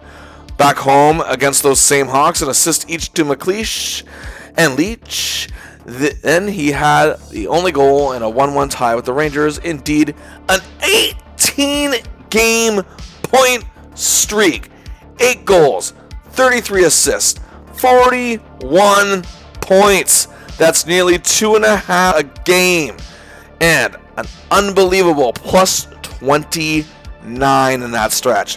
The streak came to an end in an April 5th win over the Isles, but Clarke ended the season with a goal and assist in a win over the Flames. During Clarke's streak, they only lost twice, and they ended the season on a 14-game unbeaten streak as a whole, as the Flyers finished a monster 51, 18, and 11 for 113 points, exceeding last season as their new best season ever. Their point total was tied with the Buffalo Sabres and Montreal Canadiens, but since the Flyers led the league in wins, they were officially the top team of the regular season. The defending champs look even better than they did last year, and our hero looks the best he ever has in his already superb career, as once again, it's playoff time.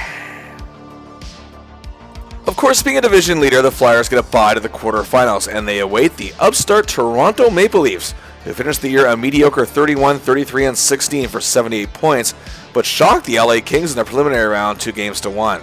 Second-year coach Red Kelly was a Hall of Fame player, with 8 Stanley Cup rings, 4 in Detroit and 4 in Toronto, so he knows how to win. The team is under the tyranny and ownership of Harold Ballard, even handcuffing the smartness of GM Jim Gregory.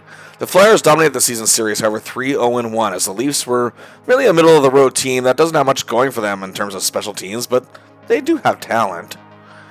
Leading the way is highly gifted centerman, the ever-popular Darryl Sittler, with his 36 goals, 44 assists, and 80 points in 72 games.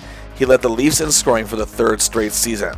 A tremendous playmaker who can make anything happen from, well, just about any angle. He also played in his first All-Star game, and while the Leafs power play wasn't much to write home about, he did notch 12 power play markers and was their strongest component on the extra man advantage. And the man still wearing the C was the great Dave Keon, still one of the best two-way players in the game. In his 15th season, all as a member of the Leafs, he has his name on the Stanley Cup 4 times, and trying his damnedest as a leader to get this team back on track, trying to put aside his rivalry with team owner Ballard. Still fierce in the face-off circle and on the check, he's capable of still being a presence out there with his playoff experience, and during the season, he had a pretty good 16 goals, 43 assists for 59 points. Then, of course, you have someone that Bobby knows quite well, his teammate and sometimes line-mate on the 1972 Canadian team against the Soviets, Ron Ellis. His 32 goals marked his 9th straight season and 10th overall, reaching at least 20+, and reached 30 for the first time since 1969-70, and he had a career high with 61 points. He was still quite a fast skater and tremendous on the breakaway. Also, on the forward core, you had 20-year veteran and future Hall of Famer Normie Ullman, 3 20-goal scorers in wingers Errol Thompson, Blaine Stoughton, and Swedish import Inge Hammarström. Former Flyer and former line-mate of Clarke's Bill Flett is here. Young up-and-comer Lanny McDonald. Reliable center George Ferguson. Rookie enforcer Dave Tiger Williams. On the blue line, sophomore Swedish import Borje Salming might be the team's new biggest star. It's hard to imagine now, but you can count on one hand at this time how many European-born players were in the NHL. And the Leafs were ahead of the curve when it came to Swedish-born players, as Salming, along with Hammarström, wildly fans of what they can do. In his second NHL season, Salming displayed more of his toughness and depth on the blue line, plus his puck handling skills and a tremendous passer and setup man made him very dynamic. He had good offensive numbers with 12 goals, 25 assists for 37 points in 60 games, as he did miss 20 due to injury. He came in 4th in Norris Trophy voting. It was named a second-team All-Star. And joining him on the score was their top offensive defenseman, Jim McKenney, veteran and longtime Rangers favorite, Rod Sealing, tough guy Dave Dunn, sophomore up-and-comer Ian Turnbull, and 29-year-old rookie Claire Alexander.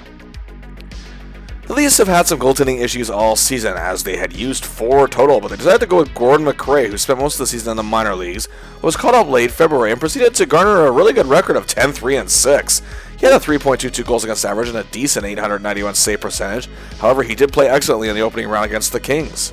But either way, here we go. Game 1, packed house at the Spectrum is ready, and so is our hero and his boys, and the atmosphere is intense. 5:50 in, the Flyers on the power play, and Barber sets the tone. Clarke continues it, and he sets up McLeish for the opening goal of the game. The Flyers lead 2-0 after 1. But the Bullies' tactics backfire in the second period. The Leafs score 3 power play goals and have a shocking 3-2 lead after 2 periods. But just 2:21 after Barber tied the game in the third period, Lonsbury sets up for Bobby, who sees Reggie right in that firing range. Boom! It's home. 4-3 Flyers. The Flyers end up taking the game 6-3 in a game that saw 62 combined penalty minutes. A great game for our hero with 2 points. Game 2, the Flyers defense is wrecking this Toronto club as the Leafs only muster up 13 shots on goal. Sittler only manages 1 as Clarke makes his night hell. Speaking of Clarke, after a scoreless first period, he controls a power play advantage, sets up Moose for a power play goal en route to a 3-0 Flyers win and a 2-0 series lead. We shift to Maple Leaf Gardens in Toronto for Game 3, and the Leafs are much more hungrier this game and bombard Bernie Parent with 31 shots. But he stopped them all. Flyers win 2-0, and Bobby is again all over Sittler and also killing Keon in the face-off circle. The Flyers on the verge of a sweep. Game 4, the Leaf fans still have faith, and their boys in blue took a 1-0 lead, but just 51 seconds later, Jim Watson gets the Flyers control the puck. Bobby can't be stopped as he sets up Reggie. It's 1-1. The Leafs restore their lead, however, but late in the first power play, good enough to Clarke, to Leach. It's 2-2 after 1. The Flyers got 1 in the second, the Leafs got 1 in the third. Both goalies are playing great. We're off to OT, and just 1:45 in, Moose DuPont wins it for the Flyers, completing the sweep in 4 straight against this determined upstart Leafs club. But again, Clarke played very, very well, especially in games 1 and 4. 5 points, all assists, as he led the series in assists. It was a very good +2. But much like he did last year, his 2A play told a better story, as he helped ground Sittler, who was just held to 2 points and was a -4. The Flyers, not surprisingly, continue to surge forward. Awaiting the Flyers in the semifinals was one of the NHL's biggest surprises this season, the third-year New York Islanders. After winning just 31 games in their first 2 seasons combined, they went 33, 25, and 22 for 88 points this year and are in the playoffs for the first time. They're led by brilliant head coach Al Arbour, as he found the perfect way to combine elements of meshing the veteran talent with the young up-and-comers, the latter of which general manager Bill Torrey and his amazing team of scouts provided for Arbour to mold into stars. While their power play was so-so, their penalty kill was 3rd best in the league, just behind the Flyers as a matter of fact. To get here, they stunned the veteran Rangers 2-1 in their preliminary round and did the unthinkable against the Penguins in the quarterfinals, down 3-0 in the series and on the verge of being swept. They came back to win 4 straight, becoming the first team since the 1942 Maple Leafs in the Cup final against the Red Wings to accomplish this feat only the 2nd time in NHL history. Now, the Flyers did win the season series between the two with a record of 3-1-2, but with what the Isles just accomplished, they shouldn't be taken lightly. While they're not an overly offensive-minded team, they do have lots of talent up front. First up, you had the clutch man himself, known as Bob Nystrom. His 27 goals led the team this season, but his toughness gives the Isles a lot of grit up front, and he's been a difference maker all through the season and also finished the year at +17. Ed Westfall is the team's captain and an NHL veteran of 14 seasons with vast playoff experience and 2 Stanley Cup rings with the Bruins to show for it. He also doubles as a defenseman and is a huge reason for the Isles' successful penalty kill. He also finished the year at +19 and is very much a respected leader amongst his teammates and throughout the league. But the man who has been the team's warrior in these playoffs is Jude Drouin, who was acquired from the Stars earlier in the season. In 40 games with the Isles, he notched 14 goals and 18 assists for 32 points and was a +8, and has 11 points in 10 playoff games at this point, and was key in the huge comeback over the Penguins. 2 days before acquiring Drouin, they nabbed another Stars forward, former All-Star JP Parise, who's been playing superbly well in these playoffs too. Also in front of this Isles team, their most productive forward in their short history, Billy Harris. They also had a young go-getting rookie in Clark Gillies, tough man Gary Howitt, hard-working Ralph Stewart, penalty killer Lauren Henning, grinding forward Bob Bourne, Andreas St. Laurent, and Billy McMillan. But who's leading the defense, you ask? Well, that would be 21-year-old sophomore sensation Denny Potvin. Not only did his 21 goals and 55 assists for 76 points lead the team, he was a very good plus 28, and he has been beginning to spark comparisons out of Bobby Orr, who he became a runner-up to for the Norris Trophy as the league's top defenseman. So he was aggressive, he could get really nasty, but he could also anchor a rush and was tremendous at beginning any given play. He also got 16 votes for the Hart Trophy, coming in 7th, was named a first-team All-Star, and joining him was on this defense was former Flyer and his brother Jean Potvin, durable stay-at-home defender Burt Marshall, sophomore big man Dave Lewis, Sudbury-born Dave Fortier, and Clark's fellow Flin Flon native and former junior teammate Jerry Hart. In goal, the Isles have built an amazing tandem, but the man who won them 4 straight games of the Penguins' comeback was none other than their backup, Glenn Chico Resch. He was a very impressive 12-7-5 during the regular season, but more impressive was the fact that his 2.48 goals against average was 4th best in the league, his .916 save percentage was 3rd best in the league, and he had 3 shutouts, meaning a quarter of his wins were blanks. In the Penn series, he was 4-0 with a goals against average of 1. Yes, 1. And an amazing 969 save percentage plus a shutout. But of course, I can't just not mention Battling Billy Smith. Despite his struggles in the last series, he was still 10th in save percentage, 8th in goals against average, and had 3 shutouts during the regular season. But either way, this is going to be something completely new for the Flyers. Here we go. Game 1, the Spectrum is again pumped as they believe the Philly dynasty is just another step away. The defense is playing great, Perrant is making the stops, and sure enough, the Flyers led 2-0 in the first period. While killing a Van Ant penalty, the Isles make a costly mistake, and Bobby takes the puck. Going in on Chico, he scores his first goal of these playoffs. It's 3-0 Flyers after 2. Just 1:34 into the third period on a power play, Bladden does what he does best and backs the situation. He sees Bobby, who gets the puck to McLeish, 4-0, and that's how it would stay. Game 1 is in the books. A beautiful shorthander and assist on a power play for our hero. Game 2, Arbor starts Billy Smith in net, but it doesn't seem to be making a difference. The Flyers led 3-1 after 1, and they led 4-2 after 2. Time was winding down, and it looked like the game was in hand. But the Isles stunned the Flyers with 2 quick goals 14 seconds apart with 6 minutes remaining in regulation. We are off to OT, and here we go. Lonsberry has the puck. Van Imp gets it up to Bobby Clarke going in on goal. The Flyers take Game 2. A huge clutch moment for our hero. Again, a flare for the dramatic. Another famous goal for Flyers history and Bobby Clarke. And we shift to Game 3 with Flyers having all the momentum on their side. We're at Nassau Coliseum in Long Island, and Isles fans are not at all worried considering what has already happened in these playoffs. And the Flyers defense is once again all over the Islanders. Clarke is all over Druin and is chasing down Potvin much like he did to Orr last year, and it seems to be working. Resch, who is back in net, is standing on his head, however, and is scoreless after 2 periods. But just 30 seconds into the third, Jimmy Watson gets up to Bobby. He sees Reggie. It's a goal. The only goal of the game. The Flyers win 1-0. Perrant has his 4th shutout of these playoffs. But the Isles only mustered up 14 shots. The Flyers are ready for another sweep. And 1 win away from going back to the Cup. Our hero has played outstanding in these 3 games.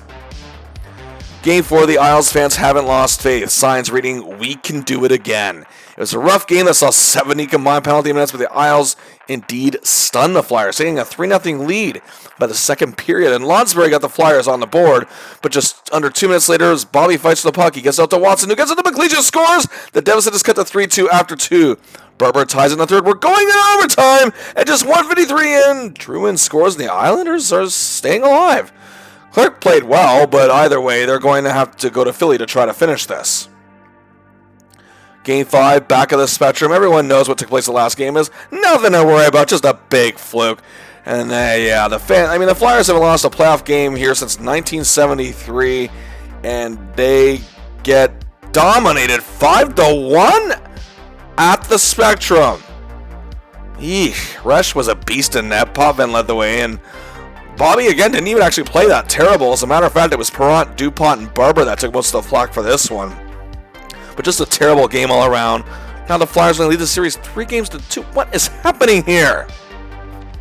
Game 6, we're back on the island, and these fans believe the impossible and improbable can indeed take place. But it looks good early for the Flyers. Perrant is playing like himself again in net. Flyers led 1-0 after 1. However, our hero takes a hooking penalty, and 5 seconds later, the Isles tie it on a power play. It's 1-1 after 2. Jerry Hart scores the only goal of the third period. Resch again can't be solved. The Islanders had tied the series at 3 apiece. This cannot be happening. They were the first team to do it in 33 years. Now they're on the verge of doing it twice in one postseason? Game 7. At the Spectrum, there's a sense of panic in the air, but the Flyers themselves are ready. And so is their great track record. When Kate Smith sings God Bless America, she indeed is in attendance. And matter of fact, she even sang it in Game 6 of the Cup when the Flyers won it all last season. And this time, the Flyers ain't fooling around. Just 27 seconds in, Dornhofer scores to send the building into a frenzy. 2:08 later, on the power play, Clarke to Barber to McLeish. It's 2-0. The Isles get one back, but the Flyers led 3-1 after one. The Isles are scrambling, but again, the Flyers' defense is back on their game. And Clarke is all over the ice everywhere he needs to be in any given situation. It was still 3-1 after 2. The Spectrum is starting to rock, and in the third period, it's more of the same defensive strategy from the Flyers. Time is winding down. Rush is pulled for an extra attacker, but McLeish gets an empty netter, completing his hat trick with 1:08 to go. 4-1 Flyers! Counting down. 30 seconds. The Philly faithful is psyched. 10 seconds. Here we go. 5, 4, 3, 2, 1. And back to the Stanley Cup, our hero and the Bullies go. Clarke was amazing in the first 3 games of this series, including his OT winner. And he still played well in the next 2, but despite his costly penalty in Game 6, he helped the Flyers win the 7th game. Overall, an excellent series, 2 goals, 4 assists for 6 points, second best on the team, and a +4. Once again, his defensive play was on point most games as well. And now for the second straight year after a huge scare, he's off to the Stanley Cup. Well, here we are again. Could our hero be on the verge of leading the way to the first ever expansion dynasty? Clarke and the Flyers helped hockey progress beyond its usual traditions with their Cup win last year. Can they make it back-to-back? Well, this is certainly interesting. Awaiting the Flyers is the Buffalo Sabres, who themselves are only in their 5th season, as this will be the first Stanley Cup final to feature 2 expansion teams, and the first final not to feature any original 6 teams since 1926, nearly 50 years ago. The Sabres were a high-flying, talented bunch. They finished the year 49, 16, and 15 for 113 points, the exact same point total as the Flyers, but with less wins, but also less losses. Since their inception, they have been overseen by the controversial yet highly successful Punch Imlach as their general manager, who of course helped to build the Leafs dynasty in the 1960s and got 4 Stanley Cups out of it. But he was also a coach back then, but not this time, as the man behind the bench was former Leafs player Floyd Smith, who had a successful coaching tenure in the AHL. The Sabres had a devastating power play that was ranked even higher than the Flyers, and had a tremendous penalty kill to boot. The Flyers, however, still dominate the season series, 3-0-1.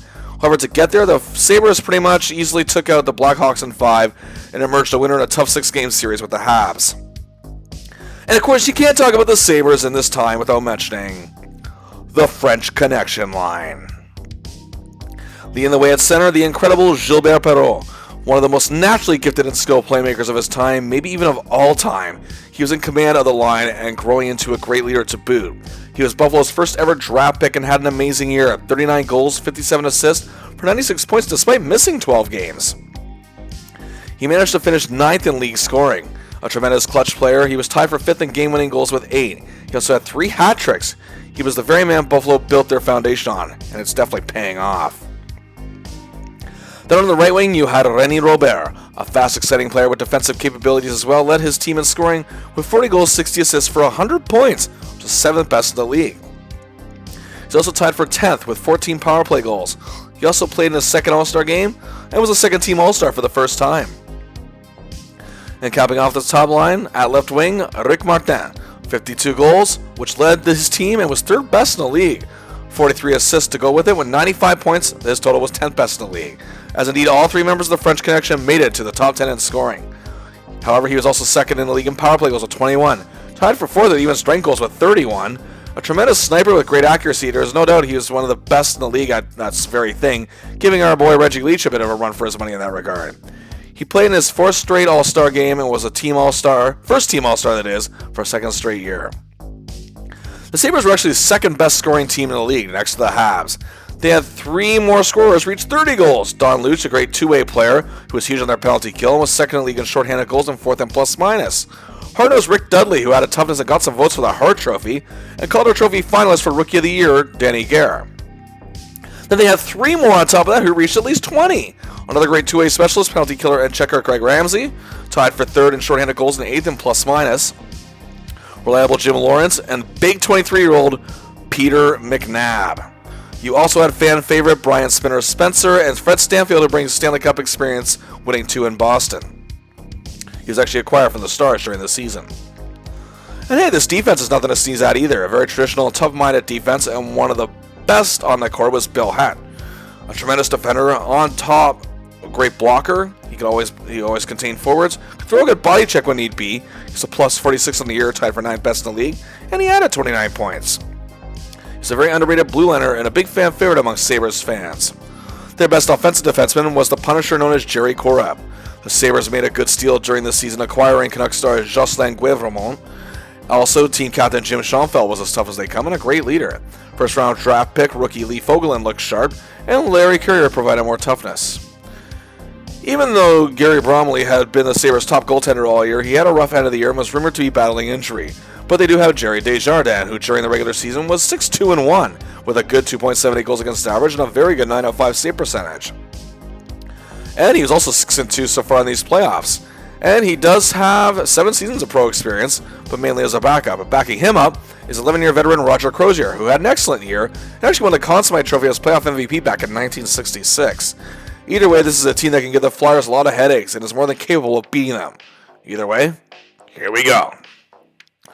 Game 1, the Pack Spectrum is excited. They can almost taste the glory already.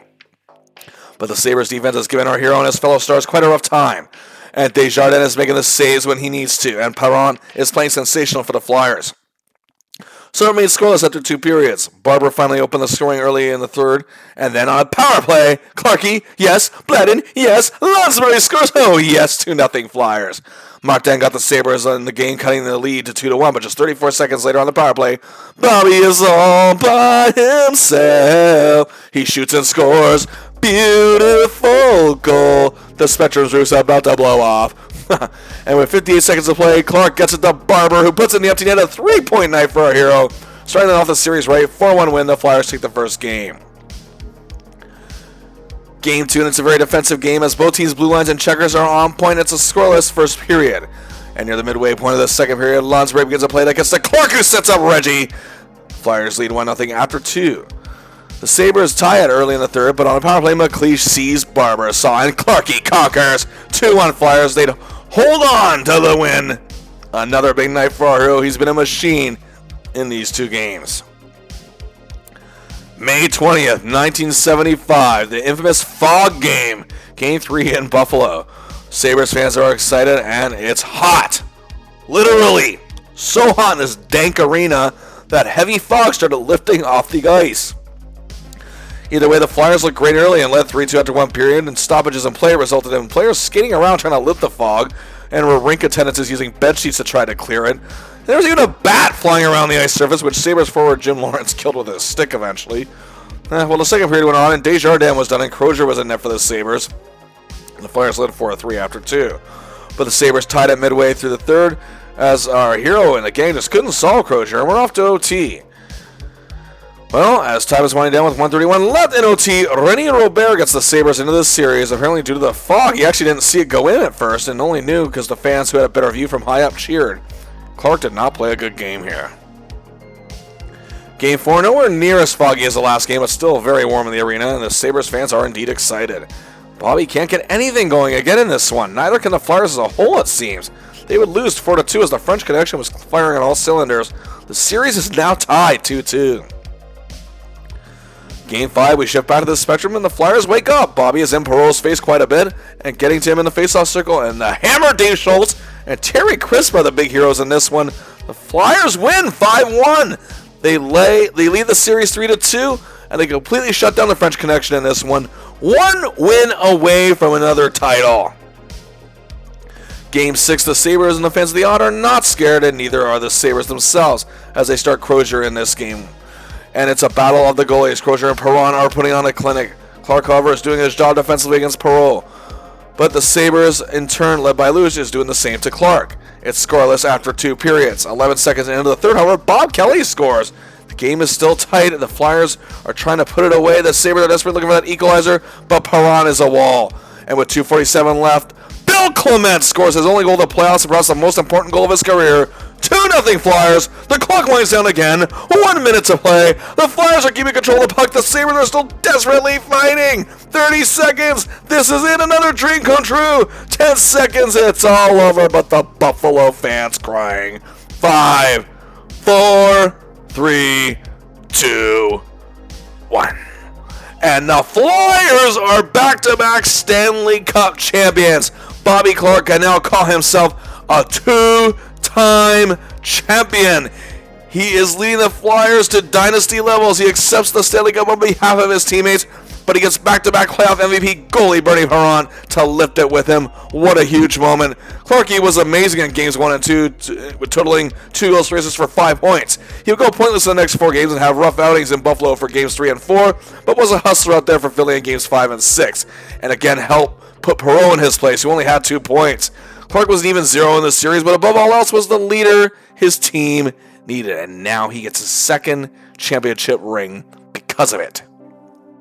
Bobby Clarke had 4 goals, 12 assists for 16 points in these playoffs, putting him in a 3-way tie for 4th with J.P. Parise of the Isles and Pete Mahovlich of the Habs.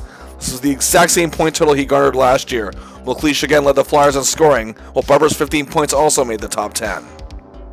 Now back to the regular season. Bobby Clarke had 27 goals, a career-high 89 assists for another career-high of 116 points.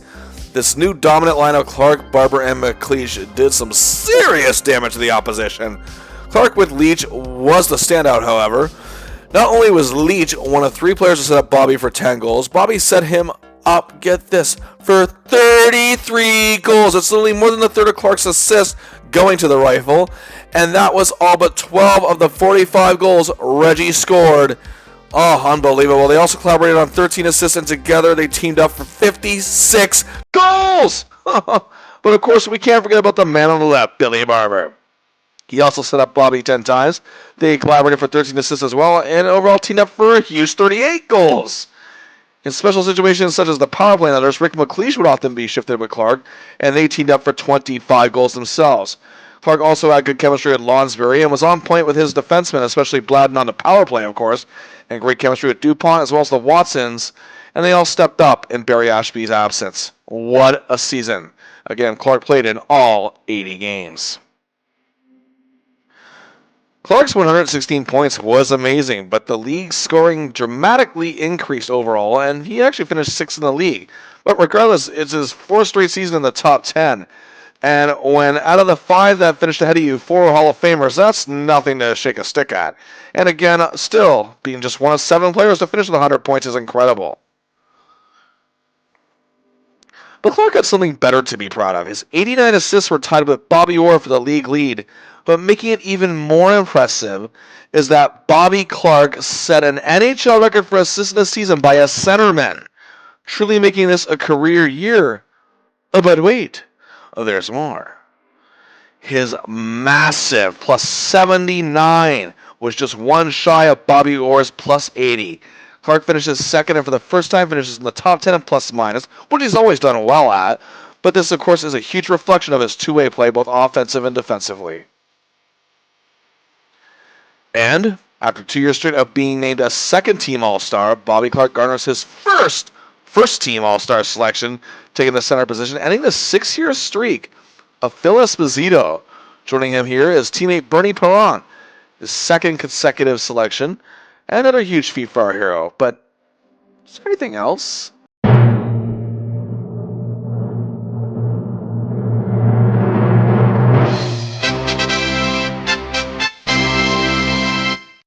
Yes! Our hero wins his 2nd Hart Trophy as league MVP, barely edging out King's star goaltender Rogie Vachon in the voting. And many argue that Bobby Orr was shortchanged this year due to some of the records and precedents he set, And there's a valid point to that. And of course, he was valuable to the Bruins squad, but I think Bobby Clarke, and I say this as a Habs and Penguins fan, was more valuable to Philly in this stretch than anyone on any other team. There, I said it. Cope harder, Beantown! Well, truly a season for the ages. Bobby Clarke not only had the best season of his career, but another Stanley Cup to go with it. Back-to-back champion. He can continue to show why he is one of the best at what he does.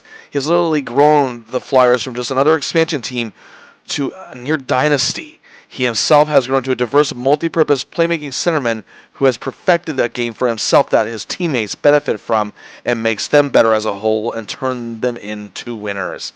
And hey, with another MVP in his trophy case and career highs in assists, points, plus minus even setting that assist record for centerman, how can he possibly top this? The 1975-76 season sees the Flyers entering the year as heavy Stanley Cup favorites for a three-peat. With our hero now 26 years old and still in his prime, he's ready to lead the Flyers to becoming an unarguable dynasty. He's coming off the best season of his career, back-to-back Stanley Cup wins. For many athletes, even many of the best athletes, that puts a lot of pressure on any given person. But if you've been watching this and the prior video closely, you can see pressure is exactly something Bobby Clarke thrives on. The Flyers welcome first overall pick Mel Bridgman to the lineup this year. Defenseman Larry Goodenough was added to the lineup full-time as Ted Harris had retired. Another defenseman, Jack McClarky, will suit up for his rookie year, but the Flyers were dealt a severe blow. Bernie Parent was suffering from neck issues and was going to require surgery, so the Flyers had to rely on Wayne Stephenson in net, and he did play well in the 12 games he appeared in last season. They also lost grinding forward Bill Clement to the Capitals. Either way, this didn't hinder oddsmakers from believing Bobby Clarke can once again lead his gritty Soldiers to another title. Clarke scored the very first goal of the season in a 5-4 win over a determined sophomore Capitals club at home, but then they headed into Minnesota to face Goldsworthy, Hextall, and a sad-looking Stars club. However, the Stars team was determined, and they led 2-1 in the first, until Bridgman tied it for the Flyers. Then 42 seconds later, on the power play, Clarke over to Reggie, to Tommy. Bledin scores 3-2 Flyers. The Flyers led 4-3 after 1. Then on a power play midway through the second, Bobo strikes again, as he and Lonsbury set up Dornhofer for a goal. 5-3, and just over 2 minutes later, another power play. Goodenough gets it to Bobby. He sees McLeish right where he needs to be. It's another goal, 6-3. Bobby now with 3 apples, and the Stars close the gap to 6-4 just before the period ends, but then another power play. Bobby sees the puck where it's going. He's right there. He puts it in the net. 4-point night, 7-4 Flyers after 2. And with 3:24 left, leading 8-5, another power play is underway. Clarke gets it to Andre, who scores! A 9-5 win, 1 goal, 4 assists, 5 points for Bobby Clarke. And that was another thing about these Broad Street Bullies. Not only do they take penalties, but they can frustrate other teams when they make mistakes and get several power play chances. This game was very much proof of that. You don't want to give this team an extra man advantage and a chance to thrive. Clarke continued to stay hot. He registered a goal and assist back home in a 4-1 win over the Seals. The Flyers go for their 4th win in a row to start the season against Burnson, Unger, and the Blues at home. And it starts off very well. On another power play, McLeish sets, Clarke readies, and Dornhofer scores nearly 4 minutes in to open up the gates, and it remained 1-0 after 1. The Blues would tie it in the second period, and now we're killing a penalty. Barber clears, Bobby goes in on Belange, a goal! And 2-1 Flyers after 2. And what's a shorthanded goal without a power play goal in the third? Dorney to Mackey to Bobby! 2 goals on both sides of special teams and assist to go with it. 3-point night. Clarke is on a tear. Once again named first star of the game. The Flyers doing damage early on this season and making it known. A 3-2 win, 4 in a row to start the season. He's carrying momentum in from last season, no doubt. They stayed unbeaten in 5 when in Montreal the Canadiens were leading 3-2 late.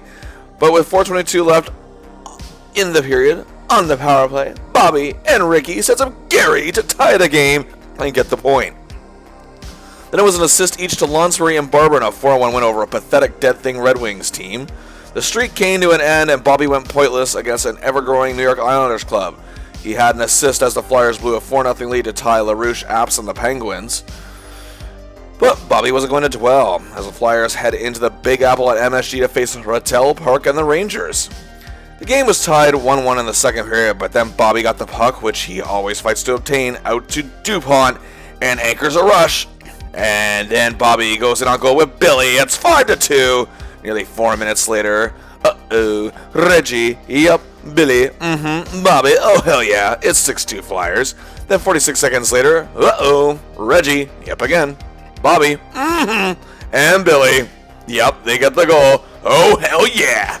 It's a 7-2 Flyers win. Strength of Barber and Clarke's respective 4-point nights, as the selections, Bobby being named the second of the 3 stars. Clarke ended the month assisting on what would be Dornhofer's game winner in a 5-4 win over the Leafs at home, in a game that saw 125 combined penalty minutes. Hey, move over, Reggie Jackson. The real Mr. October is Bobby Clarke. 6 goals, 14 assists, 20 points, 10 games. Literally 2 points a game. A fantastic +11.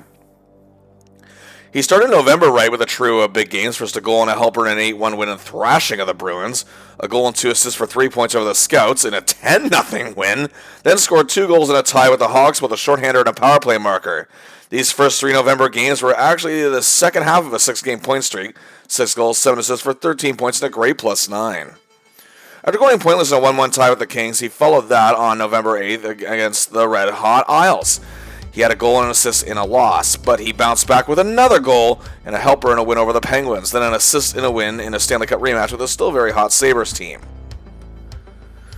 After going pointless in a tie with the Hawks and a loss to the Wings, he rebounded with an assist in a win over the Red Hot Habs, but then in a game against the upstart Seals, he made a beautiful solo effort to tie the game in an eventual 3-2 win.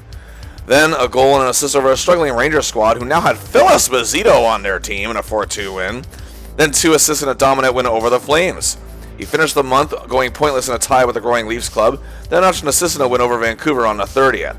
In total for November, 9 goals, 10 assists, 19 points, 15 games, but most impressive, a +19.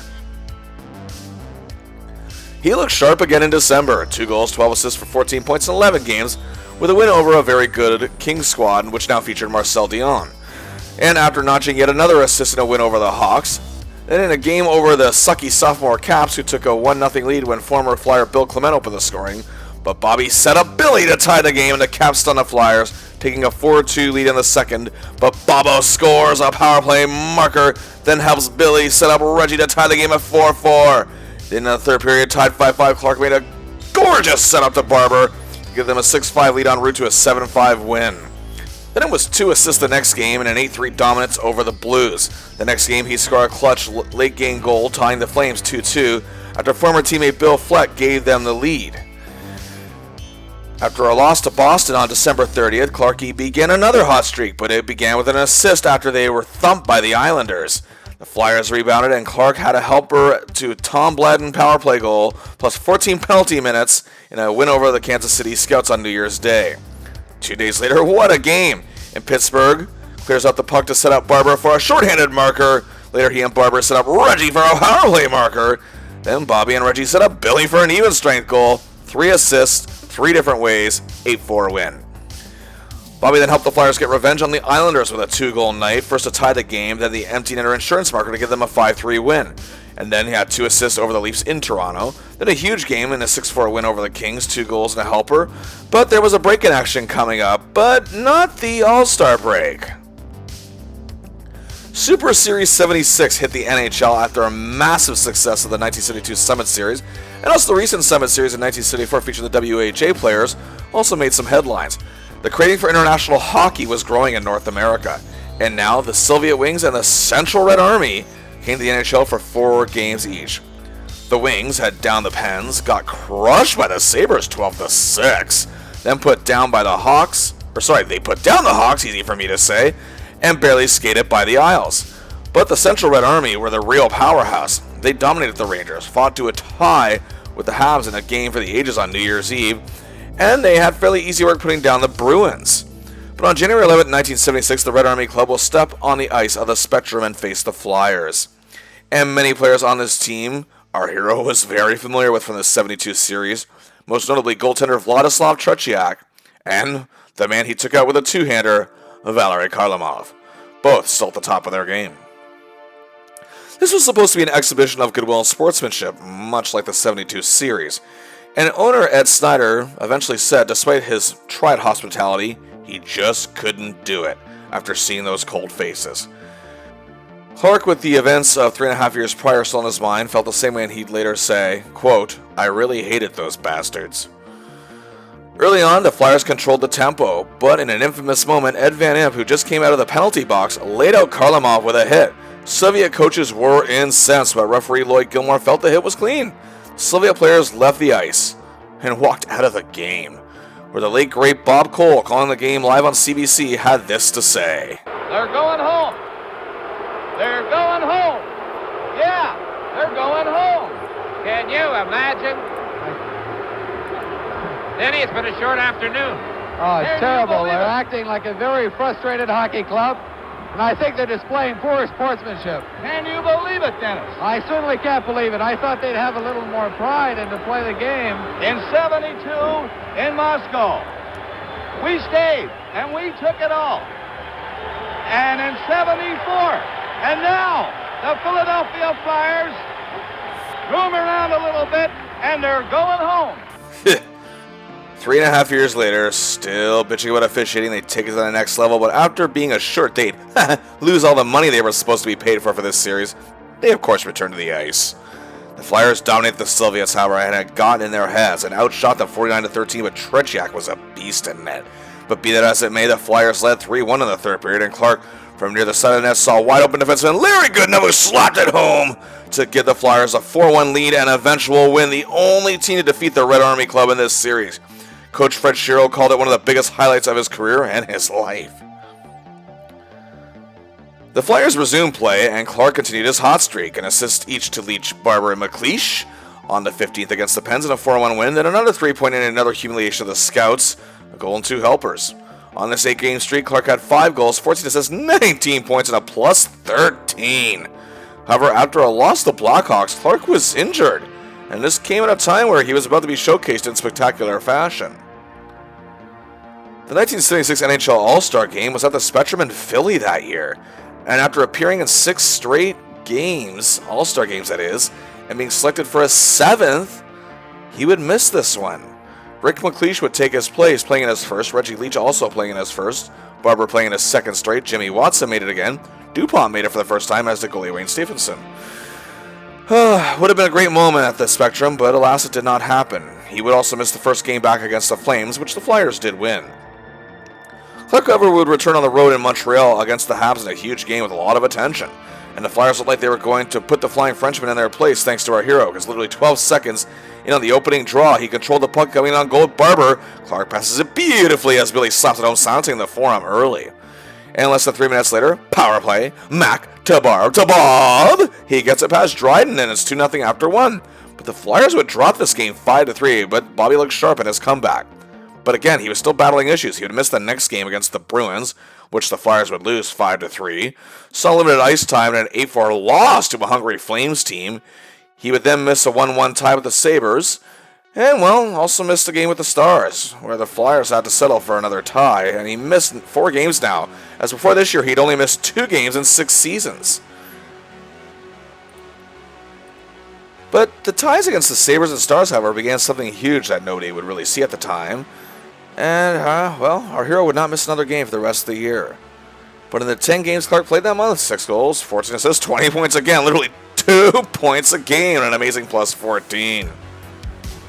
On February 5th, 1976 is the day he returned home for good, against a wishy-washy Canucks squad to a rousing ovation, no less. And he sent the arena shaking when he took a bad pass, went in on goal, scored his 24th of the year to make it 4-0. He assisted on goals for Barber and Kelly in a huge 3-point night. After that, it was a goal and an assist and an 8-2 thumping of the Blues. Clarke then assisted on Lonsbury's go-ahead goal, where the Flyers would never look back at a 4-2 win over Trottier, Potvin, and the powerful Islanders. Then against the other New York club, the Rangers, what a night! He set up Barber on a beautiful play early in the second to make it 2-0. Then 25 seconds later, he took the puck out of the Rangers zone, went in on John Davidson, and scored a huge solo effort. Leading 4-1 in the third period, oh dear, poor John Davidson. Clarke passed to Barber, pass to Reggie, rifled the goal. Later in the game, oh dear again, it's the LCB, Leach to collect to Barber. 1 goal, 3 assists, 4 points, and a 6-1 win. The second part of the home-and-home series was in New York, and the Flyers won 5-3. Bobby had an assist in the win. Then at home, hosting the mighty Habs, Clarke assisted on a huge goal to Goodenough, which tied the game in the second period en route to a 2-1 Flyers win. Clarke's 6-game point streak came to an end, however, in a tie with the Canucks. However, he was still a force defensively and a +1. But then came a game in Vancouver to compete in another home-and-home series. The Flyers looked to have it in hand with this 4-3 lead, but then Bobby alone tied it with 1:47 to play. Our hero wasn't going to settle for another tie. 49 seconds to play, Selesky gets to Bobby, he waits, sees Barber, who scores. 5-4 lead, the Canucks are incensed, give themselves penalties. 20 seconds later, Jimmy to Bobby to Kirachuk for the goal, and a 6-4 win. 2 assists, 20 seconds apart in the clutch. Then in a win over the Seals on the road, Clarke had another apple. In an epic clash with the Kings in LA, Bobby made another big solo effort, this time on the power play, and tied the game 1-1 in the second, which would end in a 3-3 tie. Are you noticing something here? The Flyers aren't beaten in 12 games! The Flyers tripped to Washington saw the return of Bernie Parent in goal, but it was a rough night for him. A 5-5 tie. Clarke, however, would be a +2 on the day, dominating the lowly Cap Centers in the faceoff circle as well. They were struggling at first against the lowly Stars, but after a scoreless first period, the Moose has control. Bobby sees Leach, who rifles it, and 1-0 Flyers just over a minute and a half later. Bobby sets up Goodenough to make it 2-0 en route to a 3-2 win. The Flyers let a 2-0 lead slip and had to settle for a 2-2 tie with the Blues. Our hero was actually pretty quiet on this night. Then hosting the Seals after a scoreless first, 28 seconds into the second, Jimmy Watt to Billy B to Bobby C, 1-0 Flyers. Then later in the period, Joey Watt to Dave the Hammer to Bobby the Captain, 2 goals. The Flyers led 5-1 after 2, and early in the third period, our hero wasn't done. Billy B to Bobby C to Tommy B, it's another goal. 2 netters, an apple, 3 points.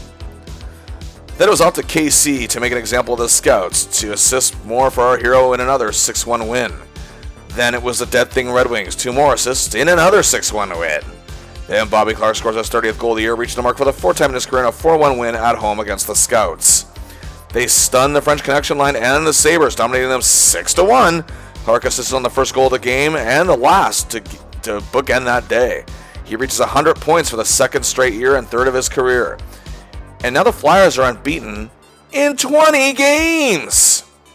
With that 20 game, the Flyers passed the 1939-40 New York Rangers, a team who would go on to win the Stanley Cup. They were unbeaten in 19 games, and now they sit one back of the Habs, who went undefeated in 21 games last season, but lost the semifinals in the playoffs. The record holder, however, is the 1940-41 Boston Bruins, who won the Stanley Cup, with 23 games without a loss. On March 14, 1976, they faced the Atlanta Flames, who are a pretty good team. They're actually led by 2 former Flyers, Bill Flett, and now Bill Clement, who was traded by the Capitals. Tom Lysiak and Kurt Bennett are having great seasons and are backstopped by superstar goaltender Dan Bouchard. They were a pretty good team this year, but this night belonged to the Flyers, a 6-1 win. Clarke with an assist on Leach's 50th goal of the year. They now tie last year's Habs. Then they complete the home-and-home series in Atlanta, and the Flames are a little more determined this time. It's scoreless after 1, but finally midway through the second, Bobby is moving up the ice fast. He sees Reggie for a goal, and with the Flyers leading 2-1, he sets up Reggie again, 3-1 en route to a 4-1 win, and our hero is insane on this streak. And as they passed last year's Habs, they are just 1 win away from tying the record. March 18th, it's the Canucks, and many see this as an easy win, but the games between the two recently on the streak have been very close, and oh boy, it looks bad. The Canucks lead 2-0 in the second period and past the midway point, but then Barber and Clarke set up Mikalargi for his first goal of the year, and that gave the Flyers one in. They had the lead 3-2 after 2. And hey, Sevens, it was great net, and they'd hold on to the win 3-2. The Philadelphia Flyers have tied the longest unbeaten streak in NHL history, 23 games without a loss, tying the 1940-41 Boston Bruins, and our hero has been incredible, and now they attempt to break the record. It's off to the Detroit Olympia to face the Dead Thing Red Wings. The team was up Lake Michigan without a paddle. They had lost their biggest star, Marcel Dion, to LA in the last offseason, and Mickey Redmond's career was sadly pretty much over due to injury. They had good players like Walt McKechnie, Dan Maloney, and Miguel Bergeron, and a 14-year veteran and defenseman Terry Harper, and a decent goaltender in Jimmy Rutherford. But the Flyers had lost the Wings also once this year, we should point out, but had beaten them twice, once even on this streak. The Flyers give Perron the start and goal for this all-important game, and it looks bad early. The Flyers find themselves down 2-0 midway through the first, but on the power play as the period winds down, Gary D to Bobby C to Red G, and indeed they cut the gap to 2-1, but the Wings led 3-1 after 2. This isn't good. Our hero is hustling, but Rutherford is playing great in goal. Time is winding down, but Terry Crisp scores with 5:26 to play to keep the Flyers in it, cutting the lead to 4-2.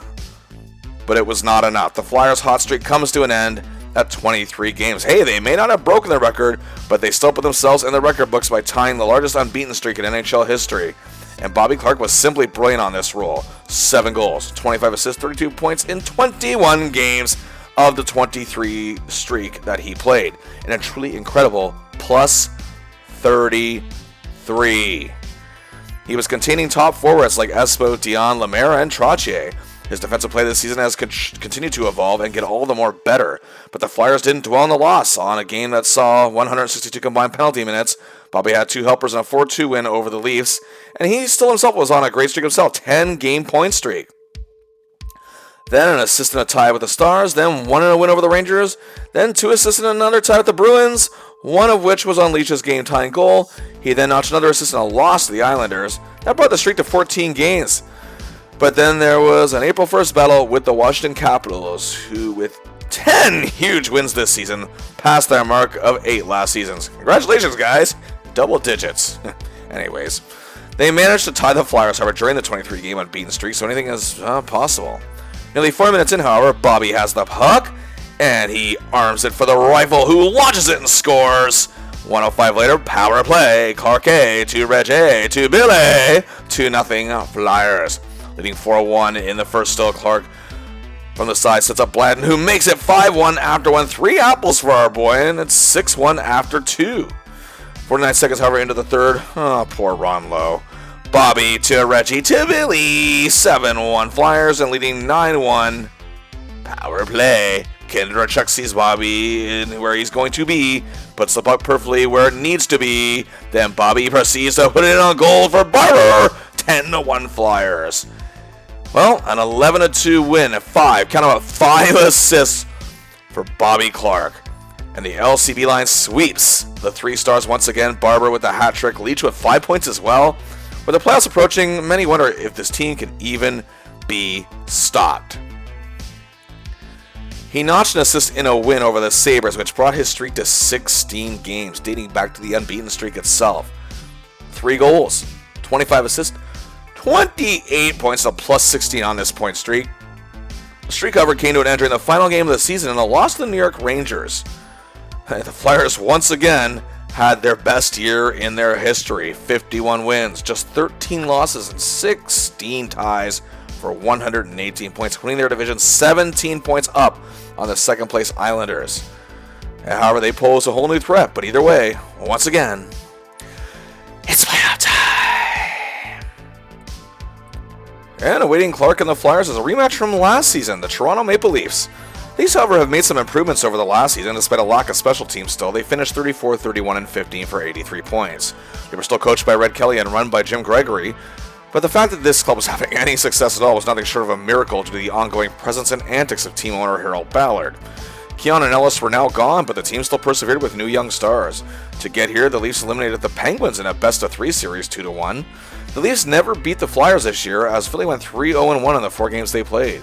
But again, this Leafs team, well, it shouldn't be taking them lightly, and, well, here's why. Like last season, the team is still led by Darryl Sittler, but this season he emerged as one of the biggest stars in the league. He scored 41 goals, 59 assists for 100 points, becoming the first Leafs player in history to reach that mark.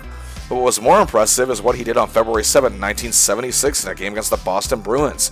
He notched 6 goals, 4 assists for 10 points in 1 game, and as of November 2024, that record still stands. He is becoming a tried and true icon among the Leafs faithful. He also got some votes for the Hart Trophy, coming in 9th, and that's also where he finished in league scoring. Also, a new star emerging in Toronto this season, and that was 30-year right-winger Lanny McDonald, who had a breakout season with 37 goals, 56 assists for 93 points. A highly skilled scorer who could make great plays, he was also quite physical when need be, and played very fearlessly. He was tied for third in the league with 5 shorthanded goals and was very good, plus 24 on the season. On the left wing with his core was Errol Thompson, who is a hard-working winger across the boards and had a breakout year himself, leading the Leafs in goals with 43 and adding 37 assists for 80 points. He was tied for 9th in the NHL with 7 game-winning goals and was arguably the Leafs' best clutch forward. He was also 6th in the league in overall shooting percentage and was a plus 28 and got himself some votes for the Lady Byng Trophy, coming in 5th. Also in this forward core, you had the zany tough man Tiger Williams, hard-working role players such as Stan Weir and George Ferguson, also Scott Garland, Pat Boutet, and Jack Veliguet. And still leading the defense is the great Boreas Salming, still growing in his game, continuously proving to be one of the best blue liners in the game. He had another career year. He put up excellent offensive numbers once again with 16 goals, 41 assists, and 57 points, and overcame his injury issues from last season. His plus 33 led the team, and was recognized again as one of the elite, as he was a finalist for the Norris Trophy as the league's top defenseman, coming in 3rd place. And he was a second-team All-Star for the 2nd straight year. And also on the blue line, a new star emerged in Ian Turnbull, who notched 20 goals. Rounding up the score, you had Jim McKinney, veteran Rod Sealing, Brian Clenny, Dave Dunn, and Claire Alexander. And net, the Leafs are going with Wayne Thomas, who finished the year 28, 24, and 12. His wins were 6th best in the league. He had a passable 3.20 goals against average, which was 10th best, but an excellent 900 save percentage on the dot, which was 5th best in the league. He also had 2 shutouts, but allowed just 2 goals in 3 games in the opening round. Also, despite Stevenson's good season, Shiro is going to go with Bernie Perron here, which made perfect sense, obviously, considering he is a back-to-back Conn Smythe Trophy winner as playoff MVP for both Flyers Cup wins. So, here we go. Game 1, the Spectrum is ready for the road to a three-peat to begin. The Flyers led 2-1 after 1, and it was looking good. In the second period, be prepared for LCB Wayne Thomas, because Reggie gets up to Barber. Clarke at center, it's in the net. 3-1 Flyers en route to a 4-1 win on the strength of Leach's 3-point night. Game 2, Clarke is frustrating Sittler, and when Sittler can make a shot, Perron is there to stop him. With just about 4 minutes left in the opening period, Clarke sets up the hammer, who nails it home. 1-0 Flyers after 1. Clarke isn't letting up on any end of the ice he's on. The Flyers win it 3-1, and a beauty of a game from Perron. They take a huge 2-0 series lead. Game 3, we shift to Toronto, and experts are calling for another sweep like last year. But the tension is rising as fans in Toronto want their boys to stand up and stick it to the Bullies. And even Sittler and Clarke almost get physical. The Leafs struck first, however, on a power play, but 3.5 minutes later on a power play of their own. Good enough controls the pace, Leach quickens it and puts it where Bobby needs it and scores. It's a 1-1 game. But the Leafs led 2-1 after 1. The Leafs stunned our hero and his gang and took a 4-1 lead in the second. Dornhofer cut the gap in half, and 13 seconds later, off the face-off draw, Clarke wins it, Mikularki has it, and Jimmy Watson takes it home. 4-3 game, but the Leafs led 5-3 after 2. Time is winding down, and our hero is desperately trying to get the boys back in it. Time is winding down, which is under 5 minutes remaining. Clarke sends in Barber, who scores. 5-4, still time left. The Flyers press, but the Leafs take this one 5-4 and stay in the series. Despite a great game from our hero with a goal and 2 helpers for 3 points. In the 3 games, it's helped hold Sittler to just an assist. The game also featured 181 penalty minutes. Game 4, our hero is off to a rough start, as the Leafs grinders are on him, and Sittler is emerging in this series at last. The game was tied 1-1 after 1, but the Leafs led 3-1 after 2.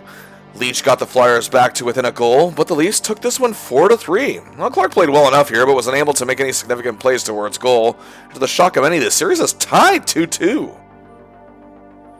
Game 5, however, back to the Spectrum, the Flyers answer back emphatically. Just 3:55 in, C, Clarke, L, Leach, B, Barber, he scores. It's 1-0 Flyers after 1. And after that, they just tear the Leafs apart. Sittler is nowhere to be found, thanks in large part to our hero in the great Flyers defense. A 3-point night from Leach, a hat-trick for Selesky, great goaltending from Perron, a 7-1 win. The Flyers are now on the verge of reaching the semifinals for the 4th straight season. Game 6, back in Toronto, the Leafs fans have faith. While the Flyers open the scoring, they trail 2-1 after 1. But nobody is in control of Sittler on this night, including our hero, as his 3rd goal of the game made it 4-1 Leafs. The Flyers, however, did close the gap to 4-3, but then Sittler got another goal and made it 5-3. Sittler's 5th goal made it 6-3 en route to an 8-5 Leafs win in a game that saw 185 penalty minutes. Our hero was spinning his wheels on this night. But craziest of all, the Leafs have forced a Game 7. What is happening? Oh. Well, here we go. Game 7 at the Spectrum. It does not look good. The Leafs lead 2-1 after 1. But then something happened in the second. The Flyers were suddenly up 5-2, and Clarke again took it to Sittler. And with 53 seconds left in the period, C, Clarke, B, Barber to L, H, 6-2 after 2. In the end, a 7-3 victory. The Flyers take it in 7 games. The Leafs made it very interesting as they were very determined and highly competitive, and they didn't make it easy at all for our hero and his boys.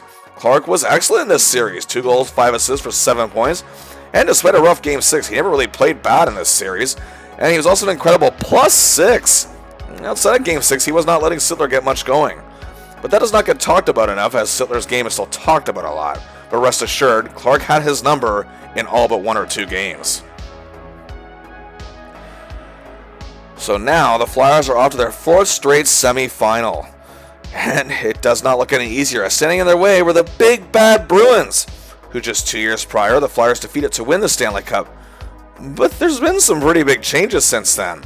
First, a much different coach, second-year bench boss, and winner of the Jack Adams Trophy as Coach of the Year, Don Cherry. Why is that? Well, he led Boston to a 48-15-17 record for 113 points, just 5 points behind the Flyers, and third best record in the league.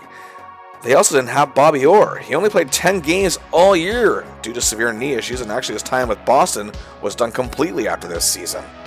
Also, the team got out to a bit of a sluggish start, so Don Cherry and GM Harry Sinnen parted with both Phil Esposito and Carol Vadnais. We'll tell you who they got in return shortly. So yes, Don coached this team to a great season despite major pillars of Boston's glory years now no longer here. To get to this point, however, the Bruins bested the Kings in a very tough 7-game series. And Boston, however, won the season series against the Flyers with a record of 2-1-1. This could be dangerous for Clarke and the Bullies after what happened in Toronto especially. But who was the top forward that the Bruins got in exchange for Esposito? He must be good. Scratch that, he must be great. Indeed, Jean Rattel, after 15 seasons with the Rangers, was now a Bruin. And boy, did he deliver. 31 goals, 59 assists, for 90 points in just 67 games with the Bruins. Overall, he had 105 on the season and was tied for 6th in league scoring. Even at the age of 35, he was still healthy, still finessed, and could make plays on any given highlight reel still and help Boston win, more importantly. Plus, he was still a classic kind of guy, so much so he won his second Lady Byng Trophy for excellence in sportsmanship. And he came in 6th in Hart Trophy voting. He was also 6th in power play goals, as the Bruins are the 3rd best power play in the league, just 1 notch behind the Flyers. Rattel also played amazing in this series over the Kings with 12 points in 7 games. But the Bruins still have a lot of elements of what made them a success in this decade, including another ageless wonder, 40-year-old John Busick. He led the Bruins in goals with 36 and added 47 assists for 83 points, and was also a beast on the power play with 13 extra man markers and was a very good +22. He was 2nd in the league in shooting percentage and 5th with 9 game-winning goals, and was still a great leader as team captain. But there was no doubt that the heart of the Bruins was pumped a lot by the blood of Wayne Cashman. A grinding forward with great checking abilities, he was also a very strong player who could also make it happen on the score sheet. He amassed 71 points and provided amazing leadership himself. He led all forwards on the Bruins with a +30. He was also key in the Bruins' 4th-ranked penalty kill. To round out the forward core, you had veteran Ken Hodge, still an excellent scorer with 25 goals and 61 points. Greg Shepard notched 31 goals, and clutch scorer and tough man Bobby Schmotz added 28. He was playing great in these playoffs as well. And tough guy Terry O'Reilly was still an imposing presence himself. Plus an excellent penalty killer, defensive forward in Dave Forbes, fan favorite Don Murcott, and Andre Savard. But now, who leads this defense with Orr out? Oh, that would be the other guy they got in the trade with the Rangers, Brad Park. One of the league's top defensemen still. He was as dangerous as ever on the blue line. In just 43 games with the Bruins, he garnered 16 goals, 37 assists for 53 points, and was a +23. And again, still as great as ever, he was a runner-up for the Norris Trophy, but rather than losing to Bobby Orr this year, it was Denny Potvin of the Islanders. He was a first-team All-Star for a 4th time and came in 5th in Hart Trophy voting as league MVP. 15-year vet Dallas Smith was still a big part of this core. Darrell Edestran lent some toughness. Gary Doak was also a key factor, plus a young lion by the name of Mike Milbury was now in this defensive core. In net, the Bruins go with Gilles Gilbert, who had a superb year with 33 wins, 8 losses, and 10 ties. His wins were third best in the league. His 2.90 goals against average was sixth best. His .887 save percentage was decent, and had an impressive 3 shutouts. But backing him up was the man with stitches on his mask, Jerry Cheevers, who had returned to the Bruins after 4 seasons at WHA. But now, here we go. Game 1, the Spectrum and Clarke plays well, but overall the Bruins were focused on this night. A big team effort from the boys from Beantown resulted in a 4-2 win for the Bruins. This is only the second time in 3 postseason appearances that the Flyers would lose a playoff game at home. Game 2, Perron is out and his playoffs are over. He had a rough outing and rumors say he still had some injury issues. And the Flyers go with Stephenson for going forward, and the Bruins start Cheevers in this game, however, starts. Cheevers and Stephenson play a beauty, and Clarke is containing Rattel with all his might. It's 1-1 at the end of regulation and OT. Reggie the Rifle wins it for the Flyers. The series is tied 1-1. Game 3, we greet a rabid crowd at Boston Garden, and it looks bad as the Bruins lead 2-1 in the second period. However, with 49 seconds to play in the frame, Clarke back to Jimmy Watson, who sets up Billy Barber. The game is tied 2-2 after 2. The Flyers led 3-2 in the third as Clarke got it to Dupont, who gets it in front of Reggie Leach. 4-2 Flyers lead en route to a huge 4-2 win on the road to take a 2-1 series lead. Clarke played a beauty. Game 4 in Boston. It's 2-1 for the Bruins after 1. But 23 seconds into the second period, Clarke goes in on goal with Leach. He scores. The Flyers tie the game en route to a 4-2 win, taking a 3-1 series lead on the verge of making the third straight Stanley Cup final. Game 5 back at the Spectrum. The excitement of the fans is something to behold. The game was tied 1-1 early in the second, but then B to C to L. Leach scores. It's 2-1 Flyers. The Flyers led 3-1, and then Bobby beautifully sets up Reggie. It's 4-1 after 2 periods. 20 minutes away from returning to the final. The Bruins never cut the gap 4-2 in the third, but Blatt into Clarke to Reggie. It's 5-2, 3 assists, 3 points for our hero. Here we go again. Time to get counting down as the Flyers lead 6-3. 1 minute to play. The Spectrum shakes in excitement. 30 seconds. Oh, they are well on their way. 10 seconds. Oh, is this it? A 5, a 4, a 3, a 2, a 1, a 0. And for the third straight year, the Philadelphia Flyers are going to the Stanley Cup. What a series for Bobby Clarke. 6 points, all assists, a +6. His best performance being in the series-clinching Game 5 with his 3 assists. He was all over Rattel in this series, holding the star forward to 4 points in 5 games, now -3. He was still in command of his soldiers and now has a chance for a three-peat, something that has only been done 3 times before in NHL history. Can the Flyers be the first non-original 16 to do it? Well, Bobby seems to think so, and many experts seem to agree as well. Well, here we are once again. Clarke sure knows how to win, and he's definitely proven that time and time again. He already helped this team, and for that matter himself, make history since he arrived 7 seasons ago. The first repeat was from the Leafs from 1947 to 49.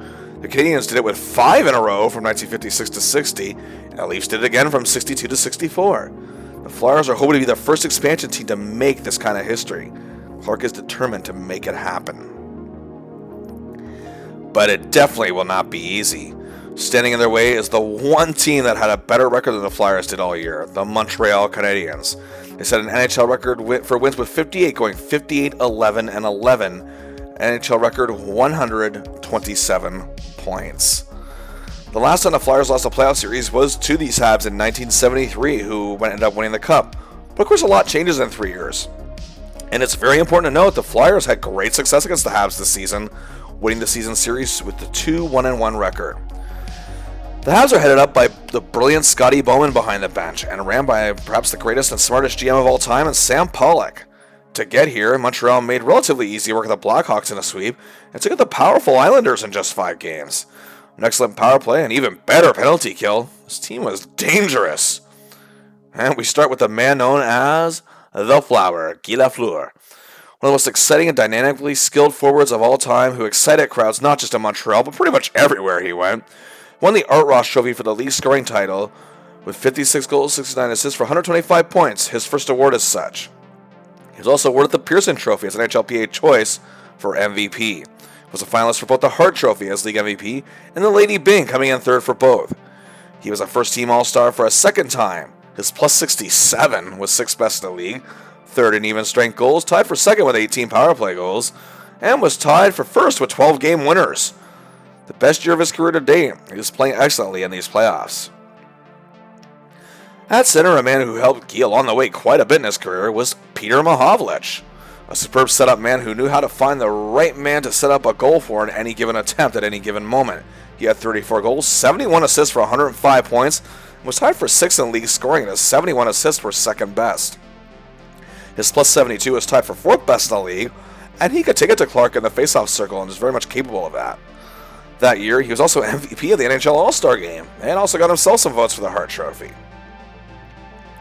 Steve Shutt was beginning to emerge as one of the top left wingers in the league, and while you may not always see him on nightly sports highlight reels, he knew where to be when to score the goal, and always was waiting for the puck to come to him and could make magic happen. He scored 45 goals, added 34 assists for 79 points. He was tied with Lafleur for third in even strength goals, and tied for ninth with 7 game winning tallies. His plus 73 was third best in the NHL and wasn't afraid to work the boards. Also, you still had veteran Yvan Cornway, who is now the team's captain and still skilled as ever with 32 goals. Jacques Lemaire, however, despite missing 19 games, is healthy for these playoffs. Yvon Lambert launched 32 goals and was a tremendous shooter for the Habs. The Habs aren't just full of stars and scorers. They have a great group of grinders and role players. Doug Riseborough, a pesky rookie center. And speaking of rookie centers, Doug Jarvis was tremendous in the faceoff circle. Checking expert, however, Bob Gainey is the master defensive forward on this Habs team and can work at the end of any ice in any given situation. Can defend against the best. 12-year veteran Jimmy Roberts can also work the blue line. Reliable Murray Wilson. You also had young and hungry Mario Tremblay to cap this group off. Oh boy, you got to think of the defense. The defense. Whew. Well, let's start with the youngster on the core, the man affectionately known as Big Bird, Larry Robinson, a strategic, tough, yet clean-checking defenseman. Robinson was growing in his game as well under the tutelage of his teammates. His offensive numbers were impressive too, 10 goals, 30 assists for 40 points, and was an amazing plus-minus rating of plus 50. Also, Guy Lapointe was still at the top of his game, was a second-team All-Star and 8th in plus-minus, while tried-and-true leader of this defensive corps, Serge Savard, was still as efficient as ever, 10th in plus-minus, and both Savard and Lapointe got votes for the Norris. You also had traditional stay-at-home defenders such as Pierre Bouchard, as well as Bill Nyrup and Rick Chartra, who could also double as a grinding forward. And in net, the Giraffe, the Octopus, whatever you want to call him, just call him great and dominant, the agile big man, Ken Dryden. An insane record of 42 wins, just 10 losses and 8 ties. His wins led the league. So does his incredible 2.03 goals against average. And his 9.27 save percentage was just 1/1000th back of Islander Chico Resch, still second best in the league. His 8 shutouts was tops in the league too. Dryden took home the Vezina with the least goals scored against, and second of his career and first since 1973, was fourth in Hart Trophy voting, was a first-team All-Star for the second time, but the Flyers are not intimidated by any of this. Clarke is ready to take this Habs team head-on as they have so many times, and so are the rest of the Bullies. Here we go, striving for the three-peat. Game 1, the Montreal Forum. The fans of Les Bleus Blancs et Rouges are excited. And sure enough, 21 seconds in, Mikulargi has the puck and finds its way to Bobby, who sets up Reggie Leach. Just like that, it's 1-0 Flyers. The Forum is already silenced, and it would be 2-0 Flyers after 1. Bobby is doing his best to defend against Mahovlich and Lemaire, and Plucky Jarvis is trying to get under our hero's skin. But the Habs tie at 2-2 after 2. Good enough scores a power play marker early in the third to put the Flyers up 3-2, but the Habs tie at 3-3 midway through the third. Looks like we might be headed to OT, but with 1:22 to play, Guy Lapointe sticks the dagger on the Flyers, and the Habs take the first game. Clarke played pretty well, but was not as effective defensively as he would have liked either. Game 2 still at the Forum. The Flyers are not losing focus. Both teams are playing outstanding defensive hockey, as Clarke is getting in the way of Habs our centers. It's scoreless after 1. It's much the same in the second. The Flyers seem to be getting great chances at Dryden, but he's turning everything back. And with the second winding down, the Habs get 1-0 after 2.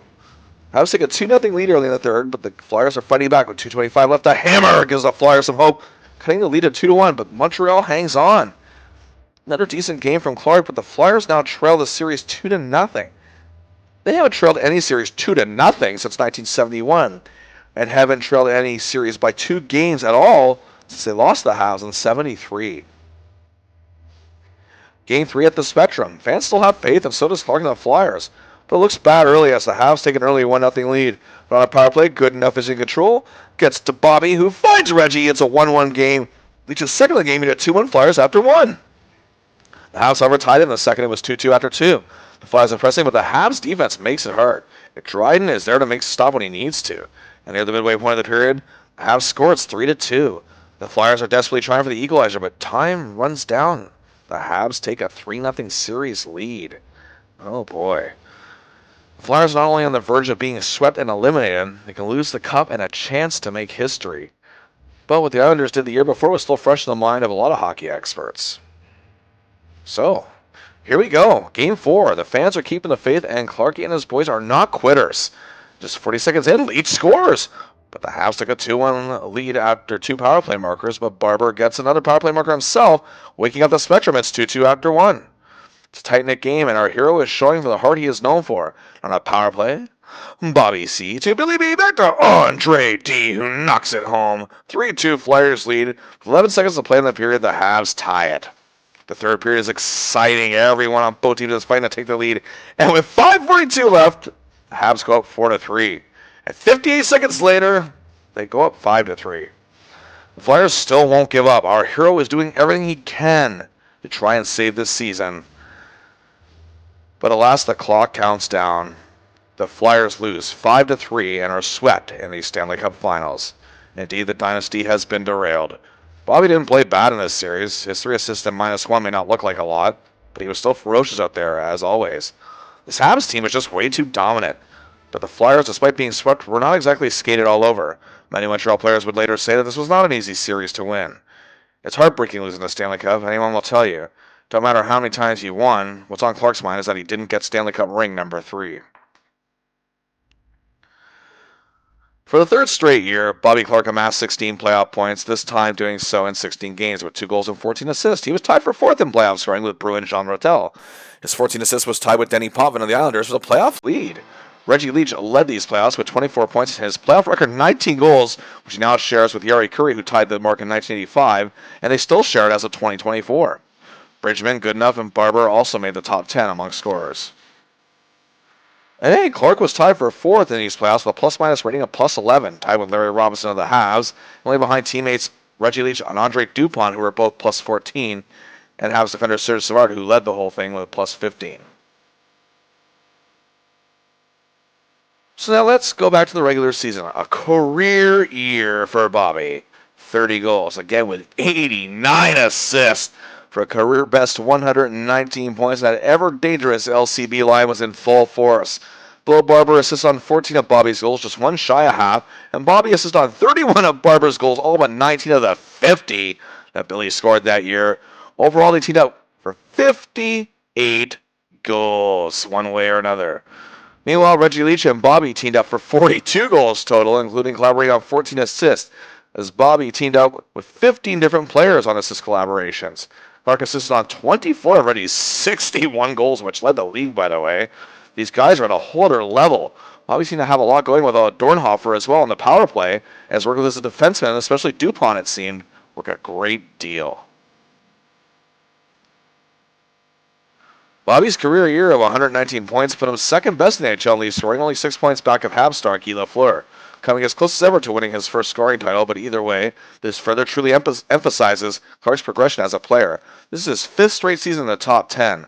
Teammate Bill Barber finished 4th in scoring. And for the 2nd straight year, Clarke finished 1st in assists, again with 89, but didn't share it with anyone. He was by far the best set-up man in the league. As a matter of fact, the closest to him was Montreal's Peter Mahovlich with 71. That's 18 back of Clarke, truly proving those great playmaking abilities again and again. His teammates benefited, including Barber, who was 9th on the year with assists with 62. And after finishing 2nd last season, Bobby is this year's plus-minus champion, a whopping plus 83, which at the time was tied for the 4th best mark in NHL history, and to this day is the 10th best mark in league history. The closest to him His teammate Bill Barber, who was 9 away. Teammates Leach and the Watson brothers also both make it, and it's fitting that this entire top 10 is split half between the best two teams of the whole season. And also, Clarke made the top 10 for power play goals on ice for, in a tie for 7th with Rennie Robert of the Sabres and Jean Rattel with 59. Clarke was also tied for 6th in the league with 4 shorthanded goals, showing his further danger on both sides of special teams. And for the second straight season, Bobby Clarke has made the first team All-Star. Overall, he now has 4 consecutive in overall team All-Star selections, as he truly was a cut above the rest. Teammate Bill Barber joins him for his first ever All-Star team selection. And well, when it came to the awards,